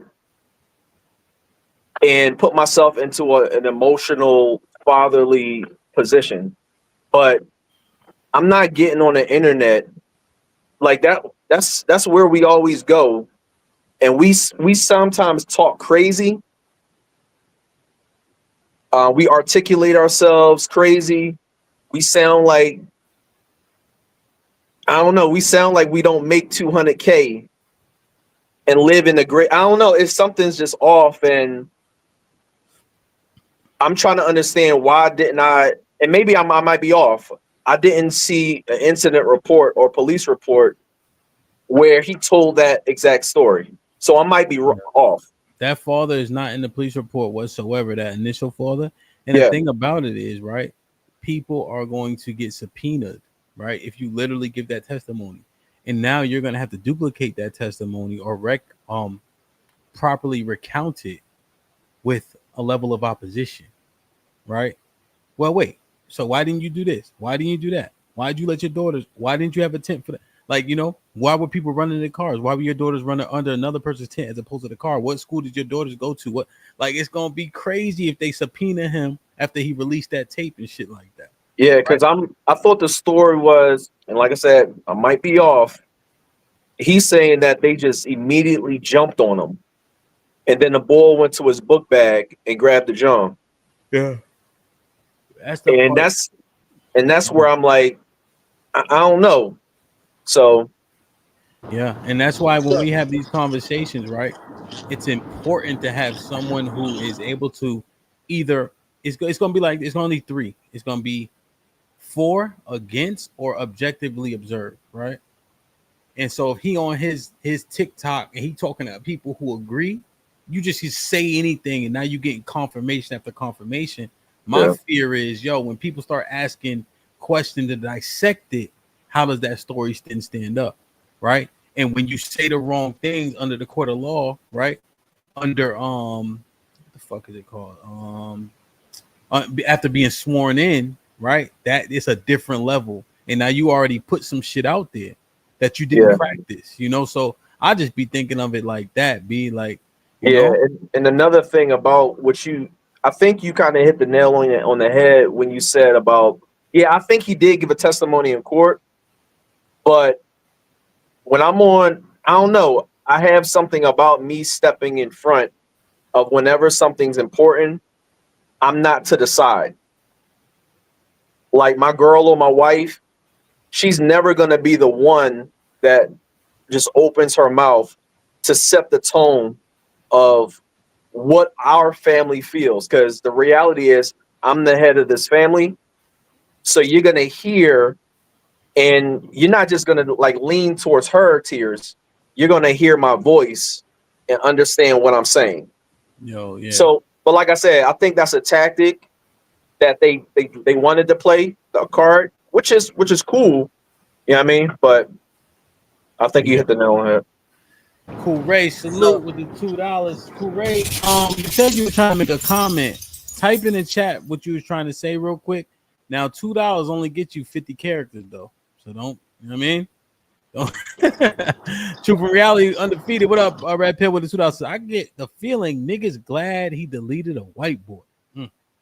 And then Tommy, you wanted to respond to this? So okay, first of all, let's get this understood. So for everybody who's driving, real quick, Red Pill Ranger with the $2 says he wasn't invited. Can apply to the tent too, right? Go ahead. Okay, so number one, you don't own the team. Your school owns the team. Number two, mostly anybody that's been to a high school event, kids be under the other school's tent. It's not really that, like, the fact that people are making this like this was this huge, oh my God, he was under the other school's tent. I've literally heard people that ran track say, yeah, track things, we do this all the time. People just, they be under each other's tent. Third of all, you have adults there that if you wanted somebody removed from under your tent, you could have went, like, what are we talking about? Like, this notion of he was under a tent that wasn't his is insane to me. Like, So, but does it? So, I guess his question though is, being invited is inconsequential. Is the point though? okay, so we haven't figured out the situation with the tent, because there was stories that he knew somebody that went to that school that told him to come here. Now it's the rain or whatever. But let's just keep it G. If it starts raining, I see a tent, it's probably just gonna run there. I'm not gonna go, let me make sure that's my schools. Like, and especially if it's room or whatever. Like, it's not that big of a deal. That's what I'm saying. Like, people are making it seem like, oh, he was a crip and he ran her a Bloods tent. He knew better than that. Like, bro, it was high school. Like, what are we talking about? Okay. Yeah, And he overreacted to him being under the tent. That's a fact of the matter. Now, I'm not saying, I mean, more information got to come out, because what dude said about, this is my thing here. If you go somewhere with a homie and a homie gets into it, what are you doing? Getting into You jumping in, right? Yeah. So how is that not 1,000 times more if my twin is on some shit? If the homie get in something, I'm in it. But if my twin, I'm gonna just go chill over here. But I've been hearing that it was both of them. Again, we will find out when the facts come out. I'm not gonna put my facts out, but I've been hearing that everybody's trying to make the other twin innocent. I've heard it was two. But well, so right now, from the witnesses that we have, Carmelo didn't explicitly state himself that it was more than one, essentially. And then the two witnesses in the police report didn't state that either. This father that was on that TikTok stream said that they tried to jump that man. Yeah, so that wasn't the first time I heard that one. But yeah, no, just 100%. I'm just saying in terms of what things that we can account for. You know, so Carmelo not being explicit, but he probably, after that happens, he probably just, you know, who knows, right? But he did inquire about the boy to see if he was okay. He said, I did it. He said, can I claim self-defense? So I'm trying to just, when I'm naming these things, I'm trying to legitimize his coherency, so to speak. So Red Pill Ranger with the $2 says, I didn't know we had to get invited to public events. Again, it wasn't public. Like that's why I told John, like, if it was one of those situations where you on the courthouse steps, this was inside of somewhere. This wasn't like an outside thing, and like that's why you didn't have random people walking in there. You get what I'm saying? Like this wasn't. That's why people are saying he wasn't invited. If you had to be invited, that means it wasn't public. I'm pretty sure if it was open to the public, the dad wouldn't have been the only one pulling up. I'm pretty sure of that. Yeah. Red Pill Ranger with the $5 says their son deleted his son. Accident in defense or not, he's supposed to care about them being comfortable at a damn press meeting. Y'all joking, right? He don't care how they feel about that at that conference. Red Pill Ranger with the $2 says they don't own where the press conference was. Okay. If I go to an establishment and I set up, hey guys, we want to do a press conference here, yada, yada, yada, that then becomes private because they're setting it up for me to, like, bro, come on, man. Like, this dude is smart. Why do it feel like I'm talking to, like, jelly brains? Yeah, I guess what is happening is they are directly addressing what you said regarding the tent, essentially. No. I think the private thing he's talking about the press conference, because the tent, again, that's no, because the words you used verbatim was they don't own the tent. The school does. Oh yeah. No, so what I'm saying is, so you don't have the right to forcefully remove somebody from the tent. It's not your personal property, is what I was saying. No, I know. And then the retort is, well, they don't own the venue that the press conference was had. Yeah, but you don't have to own a venue that you're occupying. If I went to a venue and said, hey, I want to use it, that essentially is mine for the time I'm using it. That's the situation I have with the person whose venue it is. Yeah. Simon, you talking about the white boys, right? No, I'm talking about the family. So the family. No. At the tent. Oh yeah, at the tent. Yeah. Yeah, I feel you. Yeah. And I think the difference is if I rent out a hall, whomever had a wedding there the day before I rented out can't just come in. They time is over. Exactly. Right? Yeah. I've leased that space to do as I please with it within the confines of the rules. So again, if it was in front of like a courthouse out in the open, I'm right there with you, Red Pill Ranger. But we're talking about somebody that it was in the confines of a building, and I'm pretty sure to do that, you had to have a conversation or a situation set up with those people. Yeah. T was popping with the $5 says, what do y'all think about the mom and spokesperson not giving any condolences? She did. She did. Yeah, the mom did. The guy, the spokesperson did too. He's like, nobody is what did he say? Something about like death.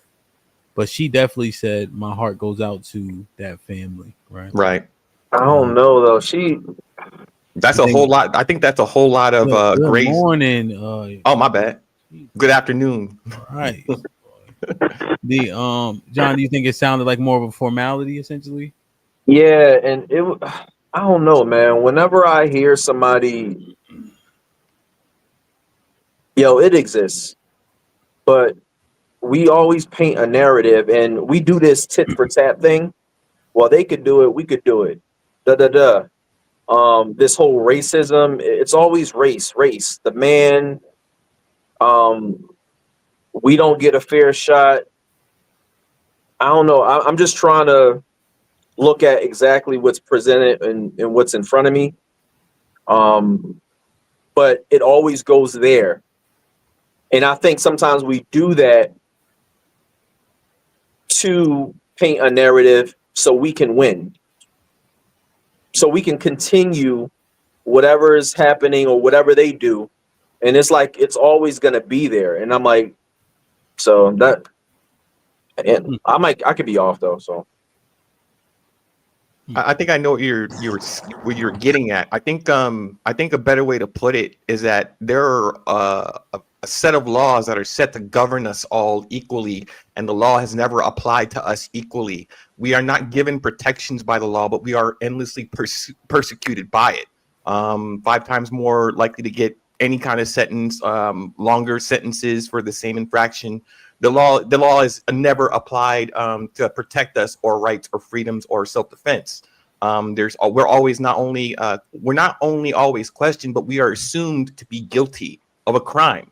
When we first started talking about this, we got panelists that are coming up talking about, he brought a knife, so therefore he's looking for trouble, having never taken out this weapon before or used it on anybody prior that we know of, right? So how can he be like bringing it to wherever he's going and never have confronted anybody with it before? A bully is going to do the same activity to different people because they can get away with it. So if nobody's checking this bully, then he can just do or say anything to anybody, and everyone turns a blind eye because that's just Austin being Austin or whoever. There's always excuses and grace given to people who attack and bully other people for just existing. And we've been dealing with this since we first stepped our feet on here. There hasn't been a day where, as a society or as a single individual, not that I know of, where a person who is European or Caucasian or whatever you would call them, just says, I am so tired of just disrespecting people of color. I'm going to try something new. I'm going to actually treat everyone with dignity and respect. I'm going to try that and then see what it gets me. You said no one ever. And this is what we have to deal with and confront. And is the bully allegation confirmed or alleged? I think it's alleged, but I've said this from the beginning. The actions show me bully. Like, who goes to a tent and say, hey, you're under, and then your mind is to put your hands on the person. Like, that's an aggressive attitude. Most people, if you're not an aggressive person like that, you're gonna go get a teacher, security, or whoever if you want them out that bad. But to have the entitlement to think that you can put your hands on somebody because they're under a tent that, again, you don't personally own, that alone kind of shows, and this is what's getting me though, is I think we'd all understand that if he was black. But it's like, it's this white kid and we got to confirm. It's like, bro, if you're going around putting your hands on somebody unwarranted, that's bully behavior. Who are you to put your hands on me? Okay. Oh, so you're saying Austin is a bully, not that he was bullying the boy per se? Carmelo per se, or? Yeah, I don't know if they got a history of them two together, but what I'm saying is that just shows an aggressive personality to think that you can put your hands on somebody because they aren't essentially doing what you said to do. That's damn near the definition of a bully. Like, where do you get the entitlement to think that you have the anything to put your hands on me? Yo, I play ball, and I'm from Philly. I've seen a lot of cats, like we go in certain gyms and stuff, certain things just pop off in high school. Yo, young, that's how we are. We move like that, and you will always get 2-3 cats who be doing dumb stuff or wilding out, who a little aggressive, who you got to tell to chill sometimes. I think, and I'm just speculating, I think that's what it was. Young people or a dude just getting out of pocket, saying what he want to say, thinking he tough. And so I think that's what it was. But to be like, yo, he's bullying, or this was an ongoing thing, or it was a black or white thing. I think just kids being dumb, thinking they tough, and things just went left. I'm gonna be solid with you, John. I think if that kid was 225 like him, or whatever weight he was, I don't think he would have been inclined to put his hands on him. I think he saw somebody that was smaller. I told you something to do, and you can't really do nothing about it. Again, like I don't even think it was racial. I think because of the town they in, it's looked at that way. But I think it was, like you said, like even in the hood, like everybody not aggressive in the hood. We know who the aggressive ones are, and they ain't just aggressive in one instance. There's a history of that. I'm pretty sure that ain't the first time, you feel me, he done felt inclined to do that to somebody, because that's a characteristic. That's not something that you just pop up one day and go, you know what? Especially for something that was just so trivial. Like, it's not like this kid was doing it. He was literally just sitting under your tent. So for you to take that much of an exception because somebody's sitting somewhere you don't want them to be, that's a characteristic, bro. Most people aren't aggressive like that. You get what I'm saying? Like, that's just, I know people like to think that they are, but if you're in the real world, most people are non-confrontational. That's just a fact. If these twins had any kind of home training, decency, and respect, they would have just asked politely. But that's not what happened here. Not at any point. It's not in the police report. So we're talking about going to the physical, not because he's violating anybody or bothering anybody. He's just on his phone underneath the tent. So there's no disturbance of anybody's peace. He's at peace, right? So if you got if you got anybody approaching him for what is your motivation? I have to question that. Two things. First, we need to question that. And number two, I always see these things in two perspectives. Number one, what actually happened and what are we looking at? And number two, switch the races of the people. If it was a black kid that got stabbed by a white boy, we're not having this kind of same conversation. Let me give y'all some push. Let me see. So we don't have much proof, right? We're speculating based on how they talk about Austin. You guys saying he's a bully? He was a bully? I'm not going to put the jacket on him. I'm just saying, based off of those actions, I'm not going to say bully. It shows that he's a more aggressive type person. I'll just put it like that. Because bullying, I think, is a whole nother aspect of, like, you walking around, the school, you don't like this kid, you bumping it. Like, I think we have a picture of what a bully is. So I don't want to put it necessarily that. Okay, but you think he's aggressive? Of course. Because, again. Wait. Go ahead. No agains, right? Y'all been all right. So, he aggressive, right? Are you putting a bully jacket on him, EBD? Yeah, him and his father. John, are you? No. So, EBD, you put the bully jacket on him. Do you put crash out jacket on the Carmelo? What's crash out mean? Niggas who do have an overt reaction to things. I don't think that was an overt reaction. Okay. Not in Texas. It's a stab. Say that again. It's a stab. If he felt threatened enough. The reason why I say that is because when we see like young black unarmed men being gunned down, what's the talking point?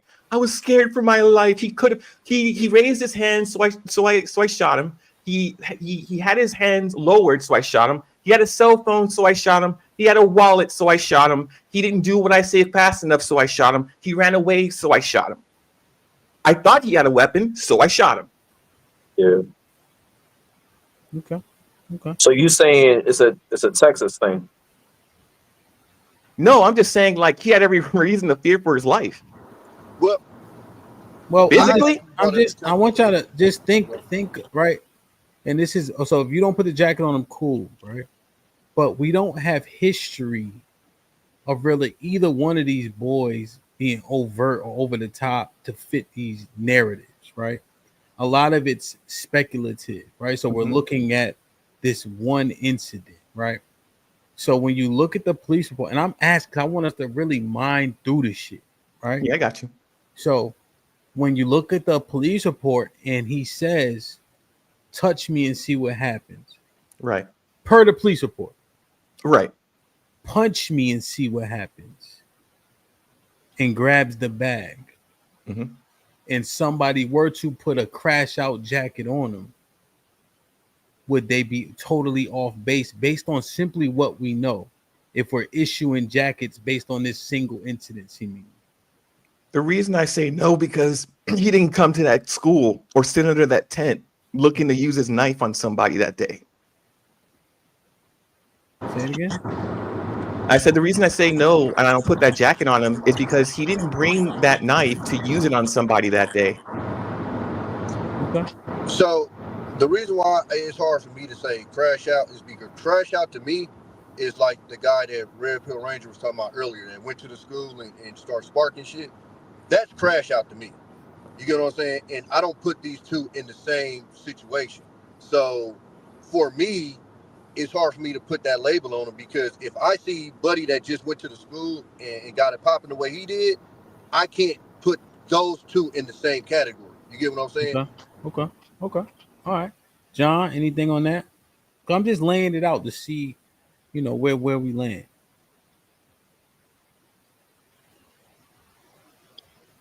Yeah, I would say it's crash out. You know what I mean?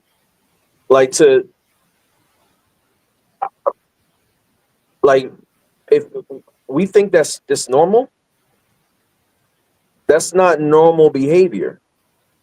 To just, you get into a beef or a little something at a high school event, and then it turns into that. So I would say that's crash out behavior. Because if it was normal behavior, you would see some kids fighting, whatever. The teams even fighting.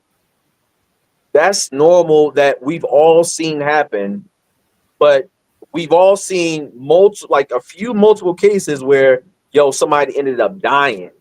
Somebody ended up shooting somebody, stabbing somebody. I would label that crash out behavior. Mm-hmm. Yeah, because I don't see a situation like so. This is the question I asked, right? So I want us to really stop for a second, be as objective as possible, right? We had a conversation. If you walk in on your wife and she getting dicked down by somebody else, what you gonna do? When I said and a couple other brothers said they're gonna get in that fist fight, niggas like, nigga, you crashing out. I'm walking out. I said, well, you're probably homosexual. But right, they called that a crash out, where literally you walk in on one of the worst things ever, and if you were to bang out, you'd be a crash out. So I just look at this and I'm trying to see, like, does the logic stay consistent? You know what I'm saying? Yeah, that's why I hate when these words get intertwined and they get used by people who they weren't necessarily used for. That term has a definition to it, and what happens is people who aren't even associated with what that term was used start to remix what it means, and so now we're having discussions on whether it means this or not, or whether it's again, the kid that went to that school is damn near the definition of what a crash out is. You get what I'm saying? Like it was premeditated. He went in there, he did what he had to do, and he gonna have to pay them consequences. You feel what I'm saying? Like that's a crash out. You feel me? Like you went there for the business. Period, point blank. Crash out is premeditated. That's the definition. I don't care what squares want to go ahead and get the word and want to remix it and this and that. Crash out is no different than like if the homie gets smoked. You know why they call them crash outs? Because we're premeditating because we about to go back. That's premeditated. It's Do we not know I that? went somewhere, I'm chilling, somebody does something to me and I react. No, crash out is something happened and we finna go handle business. It's completely premeditated. No, really? Do we know that he went there specifically for that? Who? The dude from the school? No, or who you talking about? No. Well, no, he's Okay. talking about So there he's was a talking about case. general. Wait, Tommy. No, I disagree with the definition. A crash out don't have no thinking to it. Crashing is crashing. Premeditated wouldn't actually. It would be the opposite, No, right? You would be calculated in what I'm that saying. way. I'm not saying like you're plotting and pleading. What I'm saying is, okay, okay, Boys in the Hood. You could consider that a crash out. They went out to go handle business. They didn't get around and make a plan. Hey, we're gonna come from the left and flank them. No, they went and did what they had to do. You get what I'm saying? It's not like, oh, we just sitting here and then some dudes came and did something and then we're defending ourselves. Like, no. Now, say if they had came, like when they was driving by the house and they sparked the house up and then they returned fire, that's not a crash out. But when something happened to Ricky and then they got the boys together and when they got what they got and drove over to go find them, that's a crash out. So That's niggas we know what we're going to do. Niggas shooting niggas over dice games. Those aren't crash outs? No, not by definition, no. It's Get stupid. Hell nah. Yo, y'all playing Uno. That's definitely a crash. Y'all playing because crash out is basically like another word, damn near like kamikaze. Like I'm doing some shit and I ain't coming back for it. I think the word we're missing is intention. Like intentionally doing this or intentionally doing that. I do not see intention except for Mr. A walking to Mr. B. No, we just talking about That's what I'm saying. Nigga, crash out mean nigga like, ready to hell, you don't crash out and go, hey, is he okay? You get what I'm saying? Yo, Like, Tommy just said they playing pity pat, and then he just stabbed him. Pity pat. Or one person lost over that, but no, I would say yeah. I don't know about that term. Yeah. I don't want to debate the term, but as far as intentions go, which is what it sounds like. It sounds like, hey, intentions is what leads to this. Leads to what exactly? Like violence. I don't know. It's interesting. Like I always have to look at it from what's going on and then flip the races and then have that discussion because we know we'd be looking at this very differently. The parents would be saying, let's think about it. The father is at the press conference and so is the mother, and the twins are there, and Carmelo Anthony's no longer with us. So what are they explaining? What are they saying? All the good stuff about their sons, and how bad Carmelo Anthony was, right? That's what we're hearing that now. But that's not what, you know what I mean? Like you have to play that role reversal in order to find out how people react when the shoe's on the other foot. Yeah, I understand what you're saying. And from what all we hear about when black people get deleted is, yeah, I was afraid for my life and I had the right to shoot him. We don't get no explanation other than that. Yeah, wait for the investigation. Yeah. Calm down. Red Pill Ranger with the $5 says their son deleted his son on. Wait, I read this one. They don't own. I read this one. T with the $5 says, what do y'all think? I read this one. Carmelo was okay. Dre with the $2 says one of the officers stated Carmelo was delirious. Okay. Dre with the $5, says we can't exclude racism when it becomes to these high-profile cases that involve a white versus a black person. Even when we don't want to, media adds the fuel. Red Pill Ranger with the $5 says, excuse me. So we pushing deleting bullies now? A touch or shove equals deleted now. If that's the case, Hamp would have died 30 times and I would have deleted 100 people. Get out of here. Red Pill Ranger 2000. Delete all bullies 2025. Like Mike with the $5 says, He was aggressive based on the demographics and his social status, exclamation point, in my opinion. Okay. During the grind with the 2000s, Austin crashed out, putting his hands on that kid. Will with the fight out says, so going forward, are we saying that kids within the age range of 12 to 17 are justified in deleting the other kid if they've been bullied? Black Dawn with the $5 says, a crash out is when a person does an action where the consequences are irrelevant to the mind of the aggressor. Yeah. Black Dawn with the $5 says, the aggressor has to be aware of the consequences. Rebecca, what's popping? Timothy, how you? What you think, Rebecca? Hey, Hamp. Hey. As far as, okay, so go ahead. You what question are you asking me? What do I think about which part? Well, what I mostly want to know is what made you hit the link.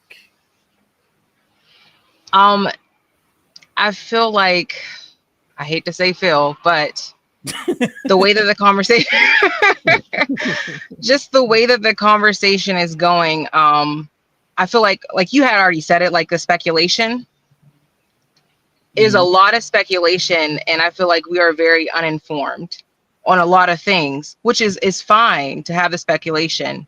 Yeah.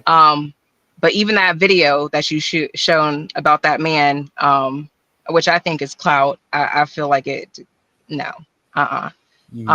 the two daughters, it didn't, nothing about it was like okay to me. But yeah, just as far as certain actions that happened between the two boys, Austin and Carmelo, I do feel like all I'm thinking is they're definitely two teenage boys, right? Yeah. Regardless of, okay, yes, Austin's mom had said this about Carmelo being a man and her child being a boy. Taking all those other factors out of it, but in that situation, what had happened? Do we know? We really don't. People are saying, oh, he put his hand, they put their hands on him, oh, there was some type of discrepancy between them before all of that. That was another conversation, which was proven to be false, I would say. So it's like, do we really know? Because to me, it's just a situation that got out of hand. So unfortunately, somebody died, and unfortunately, one of them were white and one of them were black. So if I punch you and you shoot me, is that okay? No. If I punch you and you stab me, is that okay? No. If I punch you and you punch me, is that okay? Yes. If I outweigh you by 80 pounds and I'm 4 inches taller than you and I punch you and you shoot me, is that okay? No. If I punch you at that same Wait, I'm sorry. Ask that second or that last question Don't worry. again. I'll weigh you by 80 pounds and I got 3 inches on you and I punch you and you shoot me, is that okay?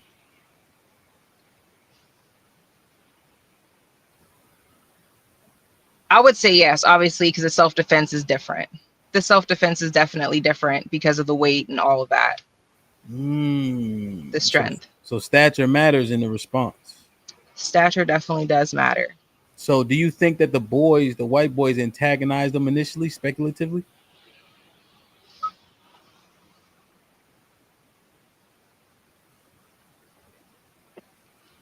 Speculatively off of just the information that we know? Yeah, the police reports, the whatever we saw, etc. Okay, so without any information, I would say no, because there was nothing that was in there that said they had said or they did. Okay, so what it does in the police, you may have missed that episode, but I read the police report like damn near like word for word, essentially. So, and Asar, I'm gonna get you in because you had dropped off. Timothy, if you don't mind, he had dropped off like 10 minutes ago, so I'm just gonna get him. You know what I mean? I don't want you to think I was skipping you. So it says like they were telling him he needs to move. That's the first interaction. He needs to move. Based on how they kind of just talk about Austin, they say he's like the leader, authoritative. He's the one that's gonna say something. Like that's what his mom was saying. Okay. And then in quotations, it says in the police report, "Touch me and see what happens." That's what Carmelo says. The people who are there, the people who gave the report, say he touched him. And then not this is paraphrased. It says, punch me and see what happens. But that one's not in quotations. I'm just trying to give you the, and then in which case he essentially tried to grab him and remove him. Now, in one of the reports it said, or one of the other people said, he grabbed his bag, like, touch me and see what happens. Right. Okay. So that's, and that was before he was touched. Sorry. Yeah. So one of the reports said he grabbed his bag and says, touch me and see what happens. And then it says, punch me and see what happens. And then after he says that, it says that the Austin tried to grab him and remove him. And then that's when he grabbed out his bag and poked him. Now, Austin is 6 feet, 230 pounds. Carmelo's reports are showing 5'9", 130 in the police report. But on his huddle, it shows 5'11", 160. So it's always inflated for the sake of recruitment. So he's probably 5'9", 150, 60 pounds. So I think his weight, I know he ain't 130. Just looking at his film. He probably like 160 or so, you know? Yeah, he's still light though compared to the other boys. Right? So that's why I try to give her, it's probably 3 inches in height and about 60 to 80 pound difference, you know? So when I was saying that, I was being I was being deliberate with those numbers. So now we have the framework. And now I ain't trying to hit you with a honey bun, but before you got the framework, 100 pounds, 3 inches, you can shoot the shit out of them per Rebecca. Not like that, but you know what I'm saying? I mean, no, I get what you I get you. Yeah. So what you think? And I'm just asking, and you can still think what you think. I'm just, now that you have like more of the info, you know what I'm saying? No, absolutely. On leads of self-defense, I don't think that stabbing or shooting is the right way to go. That's just my opinion. Nobody should be putting their hands on you, period. That's also my opinion. Mm-hmm. But when it comes, John, fix your face. When it comes down to it, though, as far as that situation, he did give a warning. So I can step back on that. He did give a warning. So I would definitely say it was definitely self-defense in that aspect when it comes to that. So I can see why what happened. But I still don't think that it's right as far as him stabbing. Yo, what are we talking about? But you can see how I can see how. No, I ain't saying, I'm just saying in general. Like, I'm just trying to think. Going to school, even in Philly, North Philly, it ain't go down like that. Like, it never went down like that. So to be like, yo, that's warrant, yo, we fighting. Somebody might get hit, but to go there, that's another level. But and that's why I said, I understand the self-defense, cool. Right. But Hamp on some, yo, he talking to you like as a female. Yeah, you gonna stab somebody or you gonna shoot somebody. But boys, even being in the roughest part of Philly, like, we ain't rock like that. And I understand that aspect too, but that's why I said I get what he's saying. That's why I could see it as self-defense. The only thing about that is they are boys. So like to be like, okay, I'm gonna stab you because you punched me or because you're bigger than me and you grab me or whatever the case may be, I still feel like that's wrong. And again, nobody should put their hands on you, but they always talk about we always are the, younger generations using weapons and stuff now instead of just fighting. So that's why I said, in my opinion, both parties are wrong, but I can understand with weight, stature, why somebody be like, this is self-defense because blah, blah, blah, blah. So you could say I'm double-minded with that only because I can understand. But not a boy, obviously, but if I was a boy, my first thought wouldn't be, let me grab my bag, because it's the consequences of I'm gonna stab this person. What's going to be those consequences? I'm just going to fight and I'm gonna either just lose or I'm gonna win. So that's just my opinion. Yeah, nowadays is different. So I can admit it is different nowadays with kids, and how they respond. So that's why I'm trying to take it off myself. I can't keep on going back to like how I grew up and how we, because it's different nowadays. So, yeah. So let me just I want to get Asar in. I just want to show because I know people that haven't seen all the shows. So I'm gonna give them an opportunity just real quick. So this is what I'm increasing his weight. I think somebody said I'm increasing his weight, right? I'm literally looking at tangible things, right? So it says Carmelo himself had he class of 2025, so he graduating this year, right? So 4.7 40-yard dash, 4.3 L drill or shuttle, 3-cone shuttle, 35-inch vertical, 205-pound bench press, squat 405, power clean 225. It says he plays strong safety and free safety, 5'11", 160, class of 2025, right? So that's what I'm gathering it from, not just saying he's 160. Because I don't. Yo, if you squatting 405, you benching at least 225, 275, 315. So those numbers is off. Yeah, I mean, they probably all, but I just want to show that I wasn't just being like, oh, he's 160 because I want to say it. It's on the thing. That's all I'm saying. Asar, what's popping?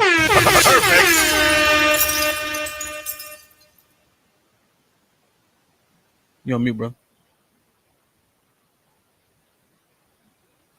You still on mute? You off mute? No, still muted for some reason. I'll read these. I only got two. Dre with the $2 says, no, keep working, see if you can get off mute. Trey on the grind with the $2 says, Northerners don't understand the South.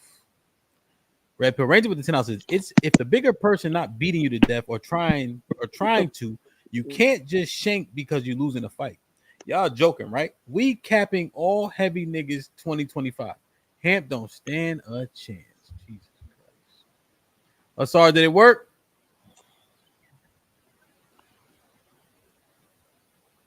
You was just unmuted. Hit the button just once. You just unmuted. Old heads. Hit the button just once. It sounds like he got the show playing on. Timothy was popping. Hey, Hamp. I just want to say hello to the panel. I found your channel last year when I moved back to the States. My brother put me on to you, and CT as well. That's my guy. Oh, yeah. Salute. A few things with this case that kind of were apparent to me. One, They didn't overcharge. They didn't charge him with bringing a knife, which if they did, he'd be cooked, because with bringing a knife, that'd be within the commission of another crime. Yep. The second thing that stood out to me was, this is what I think happened. No, Timothy, that's a great see, because the reason, but commission of another crime, right? That hurts the self-defense claim. You can't claim it at that point in the commission of the crime. That's why you said that. I just want to let them know why that's so substantial. Go ahead, my bad. Right. This is what I think happened. I think Hunter got into it with him first, and I think he went and got Austin.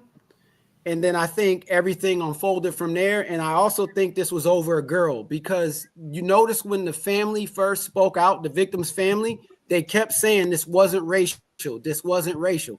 I honestly think it was over a girl. I really do. I think Hunter probably liked the girl, saw her hanging with Carmelo. And this is just me speculating because of how they're talking around everything not being racial. Think about it. 2 17-year-old kids, close high schools, close communities. These kids mix, they know each other.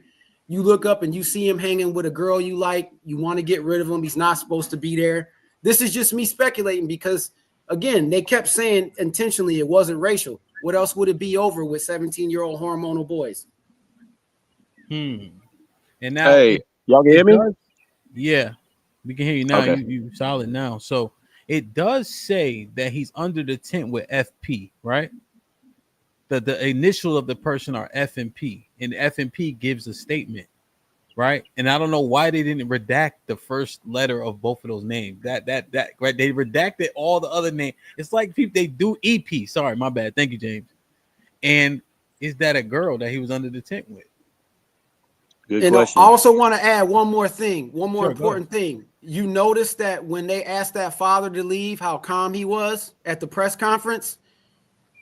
the DA is going to use that in his opening statement. I'm going to call it right now and say, when they asked his father to leave, look at how cool, calm, and collected he was. But when they asked Carmelo to leave, look at how he acted. And that's going to stick in the jury's mind. They made some mistakes today in that press conference. They did like one good thing and they did 3 bad things. They made a lot of mistakes today in that press conference. And what was that mistake that you pointed out as an example? So they asked the father, Austin's father, to leave the press conference today. And notice how he didn't make a big deal. He didn't flip out. He didn't do this and that. He was very, cordial about it. They're going to use that as an example of the differences between these 2 kids, how they act, how they were raised, this and that. It's not going to work out. It's going to be something that strikes negatively against him. Okay. I understand. It's interesting. Interesting point. Yo, Timothy, were you saying that the white family said that it's not racial? Yeah, remember that was the first thing the dad said. I forgive him, and I just want to make clear that this wasn't a racial thing. And I was like, okay, if it's not racial, it's got to be over a dick. But I understand your point, but I think that's what they gonna say. Would you say something say it so quickly though after somebody killed your kid? Yeah, go ahead.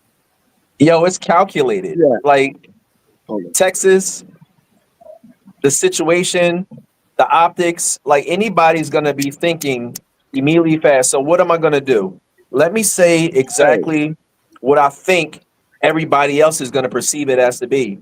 And I'm not saying that you're wrong. I'm just giving another opinion. Right. But I think that's normal. Of course, I'm gonna say it's not racial. I don't want you to look at me like I'm a racist, or I don't want everybody else to put that jacket. You know what I mean? Okay, but one question though, what if it turns out that and I don't think that it was, but in that instance, what if it was racial? That means you just went out and lied to try and save face immediately, and you knew it was going to come back on you. But how There's too can much you speculation prove? going on, bro. And that's the thing. How can you can't really prove that? Y'all speculating. Let me do this. Let me do this, y'all. Go ahead. I'm sorry. Go ahead. My bad. Go ahead. No, you got it. The problem is everybody is speculating whatever scenario y'all want to picture this to be. If we go off what we do know, do know he was at a track meet where there were other schools, including his own school, right? We do know he was under somebody else's tent that he wasn't supposed to be under. And we do know that he would, when asked to leave, he didn't want to leave. And he had a knife in his bag that he reached for the bag and reached in the bag before anybody touched him at all, right? When I was in high school, quick story, when I was in high school, I played basketball. I was about 5'11". I was about that nigga size. I was like 5'11", about 140, right? The dude on my basketball team, matter of fact, I was 6'1", but dude on my basketball team was like one of them dudes that was too old to be in school, right? The nigga's like 19 years old. He plays football for us. He plays linebacker, DN, and D tackle. And he's our power forward on the basketball team. Me and him got in a fight in the locker room, right? I didn't stab him. I didn't shoot him. I didn't kill him. We fought. He beat my ass. He beat me. He beat me. But dog, I guarantee you. But after that day, no, he never fucked with me again. Nobody else fucked with me again either. Because I stood up to the dude that was trying to bully me, right? With my hands, not with any weapon or anything. Even though he's way bigger than me. The same thing happened with this boy. But the difference is I wasn't in the wrong place. You can't be in the wrong place. And then when somebody tells you are in the wrong place, you need to go. You can't stand your ground in my ground. You understand what I'm saying? You can't be in my house telling me I'm standing my ground. No, you're not. You're in my shit. The tent they don't own. They don't own the tent, but they own the right to the area that they're in. It's just like if you go to a park and you got a cookout with your family. Everybody gonna have their own areas. If somebody from another family you don't know is in your fucking area, around your kinfolk, you're gonna be like, "Hey, bro, what are you doing? Hey, bro, you might want to go to your tent or your area." If that person stays there and says, "No, I ain't going nowhere, and if you touch me, I'm gonna do something to you," Hamp, I know good and well if you around your family, you're not gonna let that man just stand there and just do what he want to do. You're going to tell him to leave. You're gonna try to make him leave at some point too. Just like every other man up here is going to do the same thing. So with the boy, with Austin, going to tell, if maybe Austin might be the kind of guy that's like, hey, bro, everybody else scared to say something to this kid. Will you go and tell him he got to go? And he did. My question to y'all is, why didn't the kid, number one, leave? Number two, why didn't, if it was such a beef or a problem, why didn't he go to his tent where his teammates were? And if they had a problem, they could come back over there and squabble out. I can answer that. Why did he have that. to grab a bag and stab this person for touching them? So every bully gets to get touched. Every time you touch somebody, so if a bouncer at a club touches you, you need to kill him. If a father tells you, hey, bro, tell somebody to get away from his property and he touches that person, they need to die. That's what y'all basically saying. No, but you got to understand, these kids mix so much nowadays. They're designated team areas. They're not. It don't matter how much they mix. If he ain't supposed to be there, he ain't supposed to be there. Then why didn't he go get security? It don't matter. Why didn't he go get security? Here's the other question. Why didn't the person that he's supposedly over there with, why didn't they vouch for him? They don't have to. Why didn't that person vouch for him? Why didn't they say, hey, he's I with me? coach high school track. These kids all mix together. They all sit under each other's tents. And I ran high school track for 4 years, bro. I ran track, bro. I ran track. I played it. I know how this stuff goes, bro. And I'm in the South. There's no rule that says that you can't be under another team's tent. There's no rule that there's no rule, but there's also, hey, listen, but if you know you're in a rival school, or it ain't even gotta be a rival. If you know you go to a school that's 70% black and you're under the tent of the school that's 70% white, what are you doing? What the fuck are you doing? Bro, you have no backup. It's not like him and 3 other guys was there where if something did happen to him, he'd have somebody there to back him up. He went over there by himself. It doesn't matter. And the person that he was with did not vouch for him. When he grabbed the bag, why didn't the person say, hey, bro, put that bag down, bro. Hey, you good? Ain't nobody gonna do nothing to you. You straight? Or why didn't he just leave? Why didn't he go get security if he felt that strongly about it? You don't need to get security because we're both teenagers. What I look like getting security for you? We're teenagers. I'm telling you, I feel you're in my team's area and I want you to move. You know you're in the wrong. Why would I need to get security when I'm not to make it a big situation when I'm just telling you to leave? Let's go point for point. Let the point come totally out and then let's address. My bad, Timothy. Go ahead. An adult is an illegal equalizer in this situation. That's what the security school resource officers are for. If I feel that you're doing something that's against my practices, my designated area, I'm going to go get an adult to handle this. It doesn't make sense for me to be the armor bearer in this situation. And that's a huge insurance liability on the school to have other kids policing other kids. That's not what it's for. I'm not saying it's policing anybody. Yes, he was. But you're not policing anybody. No, he's not. That's you speculating again. Again, you're speculating. What we know from the report is he asked him to leave. My dude, you just said you're saying he's policing something. If you are like again, if you were at a park again with your family and friends, right? Some other person comes over and is standing over here. Nobody knows this person, right? You're gonna go to the police and call the police. Now he might have a tent or area around your shit, but you just don't know, right? You're gonna call the police and tell them, hey bro, come and remove this person, or you gonna get park security and come remove this person before you ask them to leave? No, you're not. You're gonna go ahead and make sure you're gonna ask them to leave. And if they don't, and it escalates, then you're gonna get the authorities. I think that's a bad example. That's what I was gonna say. Come back. We're talking about high school kids. We're not talking about grown adults. Yeah, I don't know. Like we were all taught. Calling me now. Sorry, go ahead. Oh, we were taught as kids. I tell my daughter, yo, go tell the teacher. I'm good though. We instill our kids in those things. Who called me, man? If he felt, hey, laptop. If the white boy felt like I need to take care of something, yo, let me go tell somebody. Lady Granny, say hey. To make sure. Oh, girl. Before anything escalates, because I don't want my parents to beat me or put me on punishment for putting my hands on somebody else. Like we teach our kids those things even now. Hold on, girl. You So see the you're car talking moving? about an adult, Hold on. and I think Sorry. that's a bad We example. gotta mute. We gotta mute. Okay, he muted now. Well, so I'm And thinking. that was 1975. Which you know. But you talking like when you 17 though, like, and you see somebody is out of place, you're saying that it's unrealistic to assume that you would have addressed them?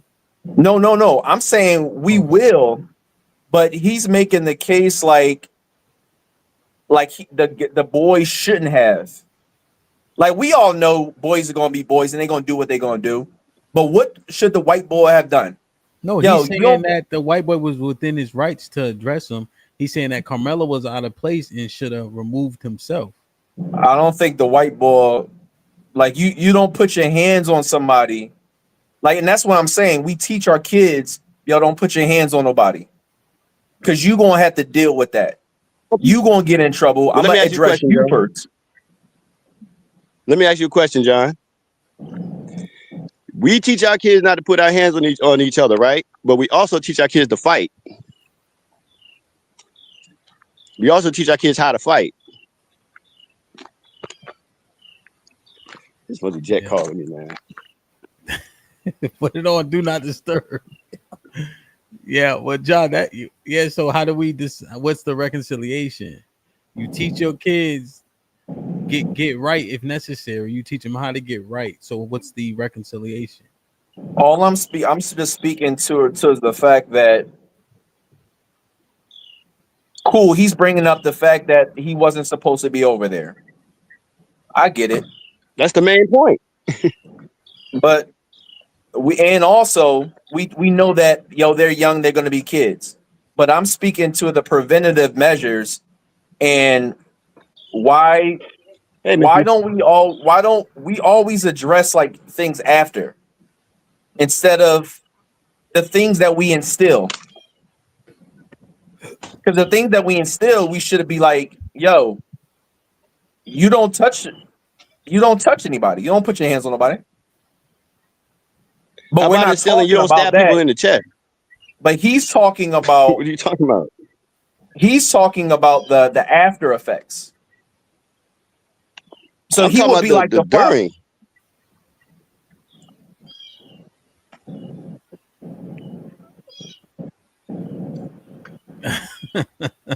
All right, let me see. Callie.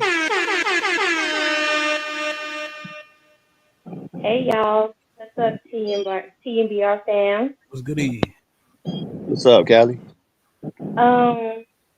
Okay, so just off the strength that the twin said we confronted him when he was given that interview.